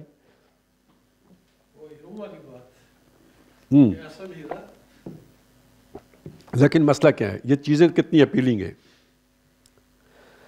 اب اوپر سے مسئلہ یہ ہے کہ ہم لوگ جتنے بھی ہیں پوری دنیا میں پھیلے ہوئے مسلمان اتنا کام کرنے کے لیے تو تیار نہیں ہے. سب دنیا دار ہیں. آخرت جو ہے بنانے کے لیے وہ جو دنیا کمائی ہے اس میں سے کچھ اللہ کی راہ میں دینے کے لیے تیار ہیں. ٹھیک ہے. تو اب بندہ سوچتا ہے کہاں دوں، یہ تو مولوی ہیں، یہ فتنہ باز ہیں، یہ مطلب وہ ہیں کیا ہیں یار، وہ فرقہ پرست ہیں. یہ ڈاکٹر صاحب اچھے بندے ہیں اور یہ ان کی فلسفی بھی بہت اچھی ہے، بس ان کو دیتے ہیں. اب یہ ایک جو ہے نا فلو ہے. تو آپ نے کام نہیں بھی کرنا تو بہرحال اس سے تو دل انکار نہیں کرتا نا. محنت سے دل انکار کرتا ہے. الوے سے تو انکار نہیں کرتا نا. تو یہ آ رہا ہے تو ٹھیک ہے, ہماری قرآن اکیڈمی بھی ہے, ہمارا قرآن کالج بھی ہے, اب ہم قرآن یونیورسٹی بھی بنائیں گے, یعنی اور کڈو. تو جب آپ سے پیسہ نکلوانا ہے تو کس بنیاد پہ نکلوانا ہے؟ ڈاکٹر صاحب کا تصور ہے قرآن یونیورسٹی, اور پھر وہ ادارہ بنانا ہے, اس پہ تو آپ خود جاگیردار بن کے بیٹھنا ہے, اور جس مقصد کے لیے بنانا تھا وہ مقصد تو پورا نہیں کرنا, اس پہ تو ڈاکہ ڈالنا ہے. ہوتا کیا ہے, دنیا تو نکل ہی جاتی ہے نا. وہ جنہوں نے دیے چندے ان کے بھی چلے گئے, ان جیسی مطلب جو جیسی سوچ ان کی, وہ کہتے ہیں جیسی روح ویسے فرشتے, ویسوں کے پاس وہ پیسے پہنچ گئے, اور آگے انہوں نے اپنی دنیا بنانے کے لیے جو ہے نا خام خواہ, یعنی آخرت تو برباد کی نا. پھر اس سے بہتر تھا نہ کرتے, یہ کام ہی نہ کرتے. بہرحال علوم قرآنی کی عمومی نشر و اشاعت کا اہم ترین نتیجہ یہ نکلے گا کہ عام لوگوں کی توجہات قرآن حکیم کی طرف مرکوز ہوں گی, ذہنوں پر اس کی عظمت کا نقش قائم ہوگا, دلوں میں اس کی محبت جاگزیں ہوگی, اور اس کی جانب ایک عام التفات پیدا ہوگا. نتیجتاً بہت سے ذہین اور اعلیٰ صلاحیتیں رکھنے والے نوجوان بھی اس سے متعارف ہوں گے. اب یہ بات دنیا مانتی ہے کہ ڈاکٹر صاحب نے قرآن مجید کو گھر گھر پہنچانے میں جو کام کیا ہے اس کو اللہ نے بڑی برکت دی ہے. اس میں تو ہر بندہ مانے گا کہ یہ کام تو ہوا ہے, اور کوئی وجہ نہیں کہ ان میں سے ایک اچھی بھلی تعداد ایسے نوجوانوں کی نہ نکل آئے جو اس کی قدر و قیمت سے اس درجہ آگاہ ہو جائیں کہ پوری زندگی کو اس کے علم و حکمت کی تحصیل اور نشر و اشاعت کے لیے وقف کر دیں. اب یہاں پہ میں صرف آپ کو بتا رہا ہوں کہ اس وقت جو یہ کر رہے ہیں وہ کتنا بڑا اپنے لیے نقصان کر رہے ہیں, اس کا اندازہ اس سے لگائیں. جو اویس پاشا کرنی ہے, یہ کتاب پڑھ کر تو تنظیم میں آئے تھے. اس سے پہلے یہ پتہ ہے کس کے پاس بیٹھتے تھے؟ جان ایلیا کے پاس. وہ جو شاعر, وہ چلا شاعر, ہاں وہ اس کے عاشق, مطلب اس کی محفلوں والے. اور یہ کتاب پڑھ کے یہ اویس پاشا کرنی, آپ سوچیں نا ذہن میں کیا آئیڈیل لے کے آئے ہوں گے. ادھر کدھر آئے جی؟ Quran academy. یہ اوپر قرآن اکیڈمی بھی لکھا ہوا ہے, تو بورڈ تو چھتی کے ماڈل ٹاؤن میں لگا ہوا ہے قرآن اکیڈمی کا, وہ اتھے آٹپ کے. ادھر استاد کون تھے جی؟ رشید ارشد صاحب, علامہ صاحب. اور کون جی؟ وہ عاطف وحید صاحب جو ادھر سے فارغ ہو کے گئے تھے. انہوں نے ان کے ساتھ جو استادی کی نتیجہ کیا نکلا, وہ صوفی بن گئے. اب آپ سوچیں, فرض کریں یہی کتاب پڑھ کے 1988 میں قرآن اکیڈمی میں آیا. یہ رشید ارشد صاحب اگر 15 سال پہلے پیدا ہوئے ہوتے, اور عاطف صاحب بھی, اور ڈاکٹر صاحب 15 سال پہلے فوت ہو گئے ہوتے, 2002 کی بجائے, یعنی کوئی چلیں 92 میں فوت ہو جاتے, اور یہ اساتذہ اکرام مجھے ملے ہوتے, تو میں بھی تو آواز پاشا کرنی ہی ہوتا نا. نہیں سمجھ آئی میری بات کی. مسئلہ یہ ہے کہ بھائی اتنی مشکل سے بندہ ملا, قرآن پہنچایا, پھیلایا. یہ ادھر سے, یہ ڈاکٹر صاحب نے کہا نا اتنے شہید روحیں ہوں گی, کوئی اکا دکا ہوں گی, کہیں ہوں گی, کوئی ایک آدھ ملے گی, وہ ملی. جہاں آ کے اب اس نے گرو کرنا تھا, پالش ہونا تھا, جہاں آ کے اس نے وہ کوئی شے بننا تھا, وہاں آ کے بیٹھ گئے ابو عمر راہب. وہاں آ کے بیٹھ گئے جو وہ کیا تھا جی, نہیں سینٹ پال. یعنی لوگ تو عیسیٰ علیہ السلام کو مان کے آ رہے ہیں, آگے سینٹ پال بیٹھا ہوا ہے. مجھے بڑا, اس سے بڑی ڈاکہ زنی اور کیا ہوگی. اس لیے میں کہتا ہوں یہ اختلاف کی بات نہیں ہے بھائی. اختلاف تو یہ ہے کہ آپ ڈنکے کی چوٹ اختلاف کریں, اور یہ جو ڈاکٹر صاحب نے جو ادارے بنائے ان کو اس کام کے لیے چھوڑیں, اپنے ادارے بنائیں. یہ اختلاف ہے. آپ وہاں پہ بیٹھے, جو بندہ ان چیزوں سے متاثر ہو کے وہاں پہ آئے, اس کو آپ غلط ڈائریکشن پہ لے کے جائیں. یہ شیطان کا کام ہے, جو صراط مستقیم پہ بیٹھا ہوتا ہے, قرآن کی طرف جو آتا ہے اس کو ڈائیورٹ کرتا ہے. یہ اختلاف کی بات نہیں ہے. اب آپ کو یہ فرق محسوس ہوا نا, جس وجہ سے مجھے غصہ چڑھتا ہے. اوپر سے یہ کہتے ہیں کہ ہم اللہ والے، ہم اللہ کی رضا کے لیے. یار اللہ کی رضا کے لیے یہ بندہ جھوٹے کام کرتا ہے. عظیم ترین فراڈ ہے جو شروع کیا ہوا ہے انہوں نے. ایک طرف وہ جو جاگیریں بنانے والا، اداروں پہ کو میراث سمجھنے والا، وراثت ہے، اور دوسری طرف یہ کہ اس کو جو ان کی سوچ تھی اس سے بالکل ہٹ کے چلنا، نام سارے وہی استعمال کرنا. قرآن کالج ہے، قرآن یونیورسٹی ہے، قرآن اکیڈمی ہے، اور کام روایتی ہے. تو ہمیں اس روایتی کام سے ٹھیک ہے فرق ہے، اس کی ہم اپنی جگہ پہ قدر کرتے ہیں. آپ بھی وہ کریں، ہمیں آپ سے اختلاف ہوگا، زیادہ سے زیادہ ہوگا، آپ کی محرومی کا احساس ہوگا. لیکن یہ جو آپ کر رہے ہیں یہ ڈاکہ زنی ہے، یہ شیطان والا کام ہے، دھوکہ دہی ہے. ایسے نوجوانوں کی تعلیم و تربیت اس اکیڈمی کا اصل کام ہوگا، اور اس کے لیے ضروری ہوگا کہ ان کو پختہ بنیادوں پر عربی کی تعلیم دی جائے، یہاں تک کہ ان میں زبان کا گہرا فہم اور اس کے ادب کا ستھرا ذوق پیدا ہو جائے. پھر انہیں پورا قرآن حکیم سبکن پڑھایا جائے، اور ساتھ ہی حدیث نبوی صلی اللہ علیہ وسلم، فقہ اور اصول فقہ کی تعلیم دی جائے. پھر ان میں سے جو لوگ فلسفہ و الہیات کا ذوق رکھنے والے ہوں گے ان کے لیے ممکن ہوگا کہ وہ قرآن حکیم کی روشنی میں جدید فلسفیانہ رجحانات پر مدلل تنقید کریں اور جدید علم الکلام کی بنیاد رکھیں. اور جو عمرانیات کے مختلف شعبوں کا ذوق رکھنے والے ہوں گے ان کے لیے ممکن ہوگا کہ وہ زندگی کے مختلف شعبوں کے لیے اسلام کی رہنمائی و ہدایت کو اعلیٰ علمی سطح پر پیش کر سکیں. ٹھیک، یہ اکیڈمی یہ کوئی وہ ناظرے والی اکیڈمی نہیں ہے. اچھا، ادھر یہاں پہ پنڈی اسلام آباد میں آپ لوگ بھی تھے جب راجہ اصغر صاحب نے اکیڈمیوں کی جو ہے نا کھمبیاں اگانی شروع کی تھی. تو اس وقت بھی میں نے کہا یار یہ ادھر آپ کا مرکز ہے جہاں کوئی کوالٹی کی ایجوکیشن ہوتی ہے. چلیں جو بھی ہوتا ہے وہاں کوئی کام کے اساتذہ تو بیٹھے ہوئے ہیں. یہ آپ نے یہاں پہ تھا کیا، اس کے پیچھے بھی کیا تھا؟ لوگ پیسے دینے کے لیے تیار ہیں تو یہ بلڈنگ کرائے پہ لو، ادھر 8-10 بندوں کا روزگار لگ جائے گا. وہ جن کو کہیں کچھ جو ہے نا وہ بوٹ پالش کے لیے بھی کوئی نہیں رکھتا، تو ادھر اکیڈمیوں میں وہ ڈائریکٹر اکیڈمی بن کے بیٹھ گئے. وہی پڑھے کم لکھے زیادہ یا پڑھے کم بولے زیادہ، تو اب وہ ڈائریکٹر اکیڈمیاں ہو گئے. ڈائریکٹر جناب کیا ہو گئے، ایجوکیشن ہو گئے، وہی انڈر میٹرک، ہاں، یا سافٹ ویئر انجینئر ہوگا زیادہ سے زیادہ. اب وہ تو ٹیکنیکل تعلیم ہے، اس کا اس تعلیم کے ساتھ کیا تعلق ہے بھائی؟ تو اکیڈمیاں جگہ جگہ پہ بن گئی. قرآن اکیڈمی جو ہے نا النور کالونی، قرآن اکیڈمی ایئرپورٹ سوسائٹی، قرآن اکیڈمی بیریا ٹاؤن، قرآن اکیڈمی اتھے، قرآن اکیڈمی اتھے، کھڈا لائن، ہر طرف قرآن اکیڈمی ہو گئی. تو ڈاکٹر صاحب نے تو ایک قرآن اکیڈمی کا تصور پیش کیا. خیر ان کی زندگیوں میں بھی بنتی رہی. تو انہوں نے کہا یہ قرآن اکیڈمی کی بیٹیاں ہیں، تو بیٹیوں نے پھر ساری نا انجار نکلی. وہ کچھ لوگوں کی جاگیریں بن گئی وہاں، ان کے اب مطلب اولادوں کے لیے اچھے ٹھکانے بن گئے. باقی یہ والا کام تو کسی اکیڈمی میں نہیں ہوا جس کا یہاں پہ ذکر ہے. اور جو ڈاکٹر صاحب نے کیا ہوا تھا اس کی نفی کی گئی، اس پہ کراس لگایا گیا، اس کو بھی کاٹ دیا گیا. یہ جو اصل کام تھا اس سے منہ موڑ لیا گیا. تو چلیں جی، باقی اب یہ کوئی کام بھی ایسا ہے کہ اب علامہ اقبال نے کیا تو نہیں ہوا، ابوالکلام نے شروع کیا نہیں ہوا، مولانا مودودی صاحب نے بھی کوئی ایسا ادارہ بنایا نہیں چلا، تو ڈاکٹر صاحب کا بھی ٹھوس.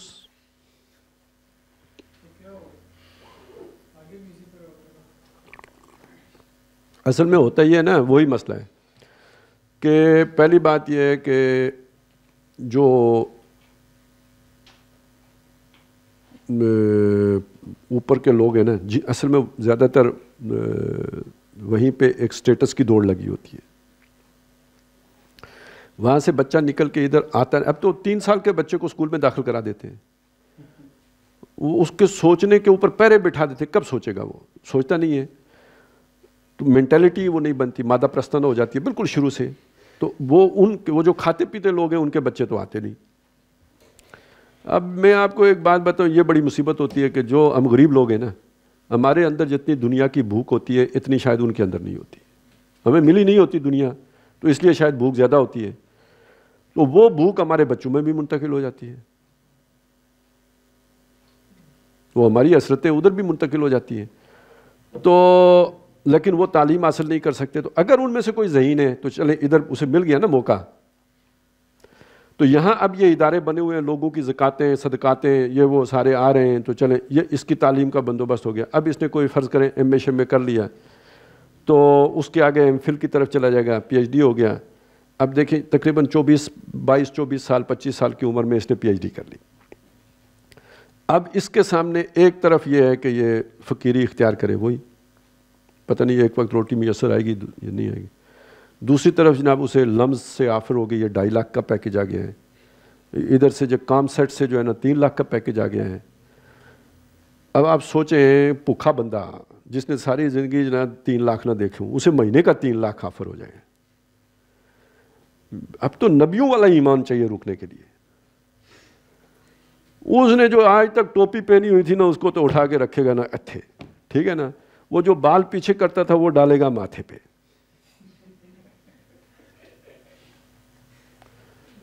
وہ جو شلوار اوپر کرتا تھا اسے کرے گا تھوڑا سا نیچے. اور جناب چلو جی اب جا کے اس نے پیکج جو ہے نا سائن کر لیا. باقی اگلا کام یونیورسٹی کا ماحول آہستہ آہستہ کرتا رہے گا, ٹھیک ہے نا. وہ تو باقی وہاں پہ اب چل پڑا, نظام چل پڑا, تو صاحب لوگ صاحب بن گئے. اس نے مہینے کے بعد یعنی 1 سال کے بعد گاڑی لینی ہے. اچھا ویسے بھی جب وہ ہون ہار بروا کے چکنے چکنے پات, تو جس طرح وہ بکرے دیکھنے کے لیے کسائی نہیں جاتے, تو سیانے لوگ جو ہے نا یہ چکر لگا لیتے ہیں کہ داماد کس کو بنانا ہے. یہ میں یعنی آپ نے اگر اس رخ پہ آنا ہے تو میں سارے خطرات آپ کے سامنے رکھ رہا ہوں.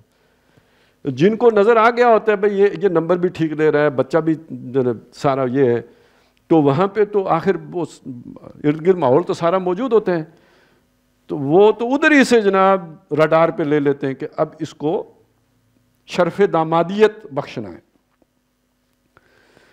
تو اب دورہ ایک طرف آپ کا پیکج آ گیا, ادھر آپ کو موتمم صاحب کے ہاں آپ کا جو ہے نا روشنی کا ایک اور مینارہ کھل رہا ہے آپ کے لیے, کیونکہ یہ بھی تو عروج یعنی مدرسے کے کل آپ ہی نے سارا چارج سنبھالنا ہے, یا کاروبار ہے یا کچھ ہے. آپ دیہات سے اٹھ کے گئے ہوئے ہو, ادھر جناب ایک بہت بڑے علامہ صاحب مولانا صاحب موتمم صاحب حضرت جی ان کے ہاں آپ کے لیے جو ہے نا کھڑکی کھل رہی ہے, تو ایک ہاتھ ادھر تو دوسرا ہاتھ ادھر.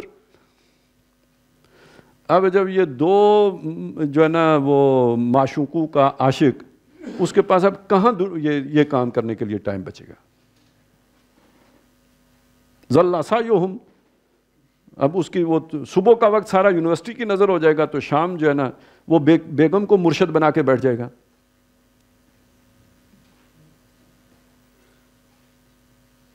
اور ظاہر ہے وہ اس سے بڑا مرشد کون ہوگا جس نے اس کے لیے ساری یہ برکتوں کے یہ سارے دروازے واقع ہوں گے. یہ کہانی ہوتی ہے, کیونکہ ایک بندے کی کہانی نہیں ہے, یہ کئی بندوں کی کہانی ہے.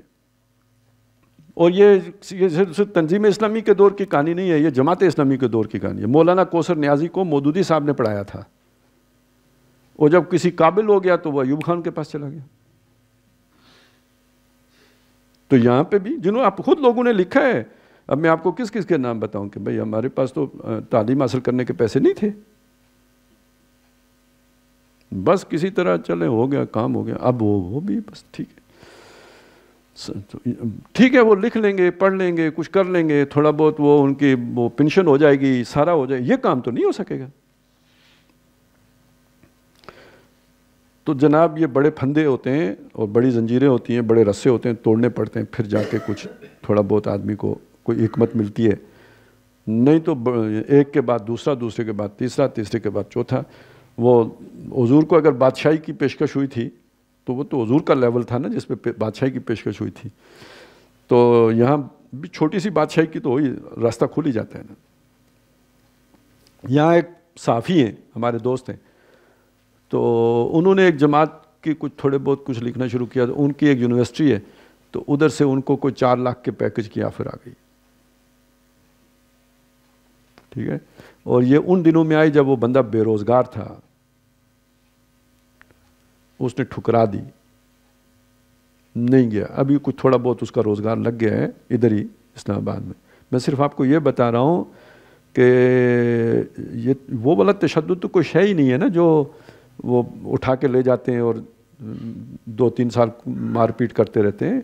یہ اس والے سے نکلنا جو ہے نا یہ بہت مشکل ہے. یہ تو خود بخود دل کھنچا جاتا ہے اور طبیعت آمادہ ہو رہی ہوتی ہے. پھر لاکھوں بنے آتے ہیں ذہن میں کہ یہ بھی چلیں، یہ بھی صحیح اور وہ بھی صحیح. تو اس لیے میں کہتا ہوں کہ اقامت دین کا کام وہی بندہ کر سکتا ہے جس کے دل سے دنیا نکل چکی ہے.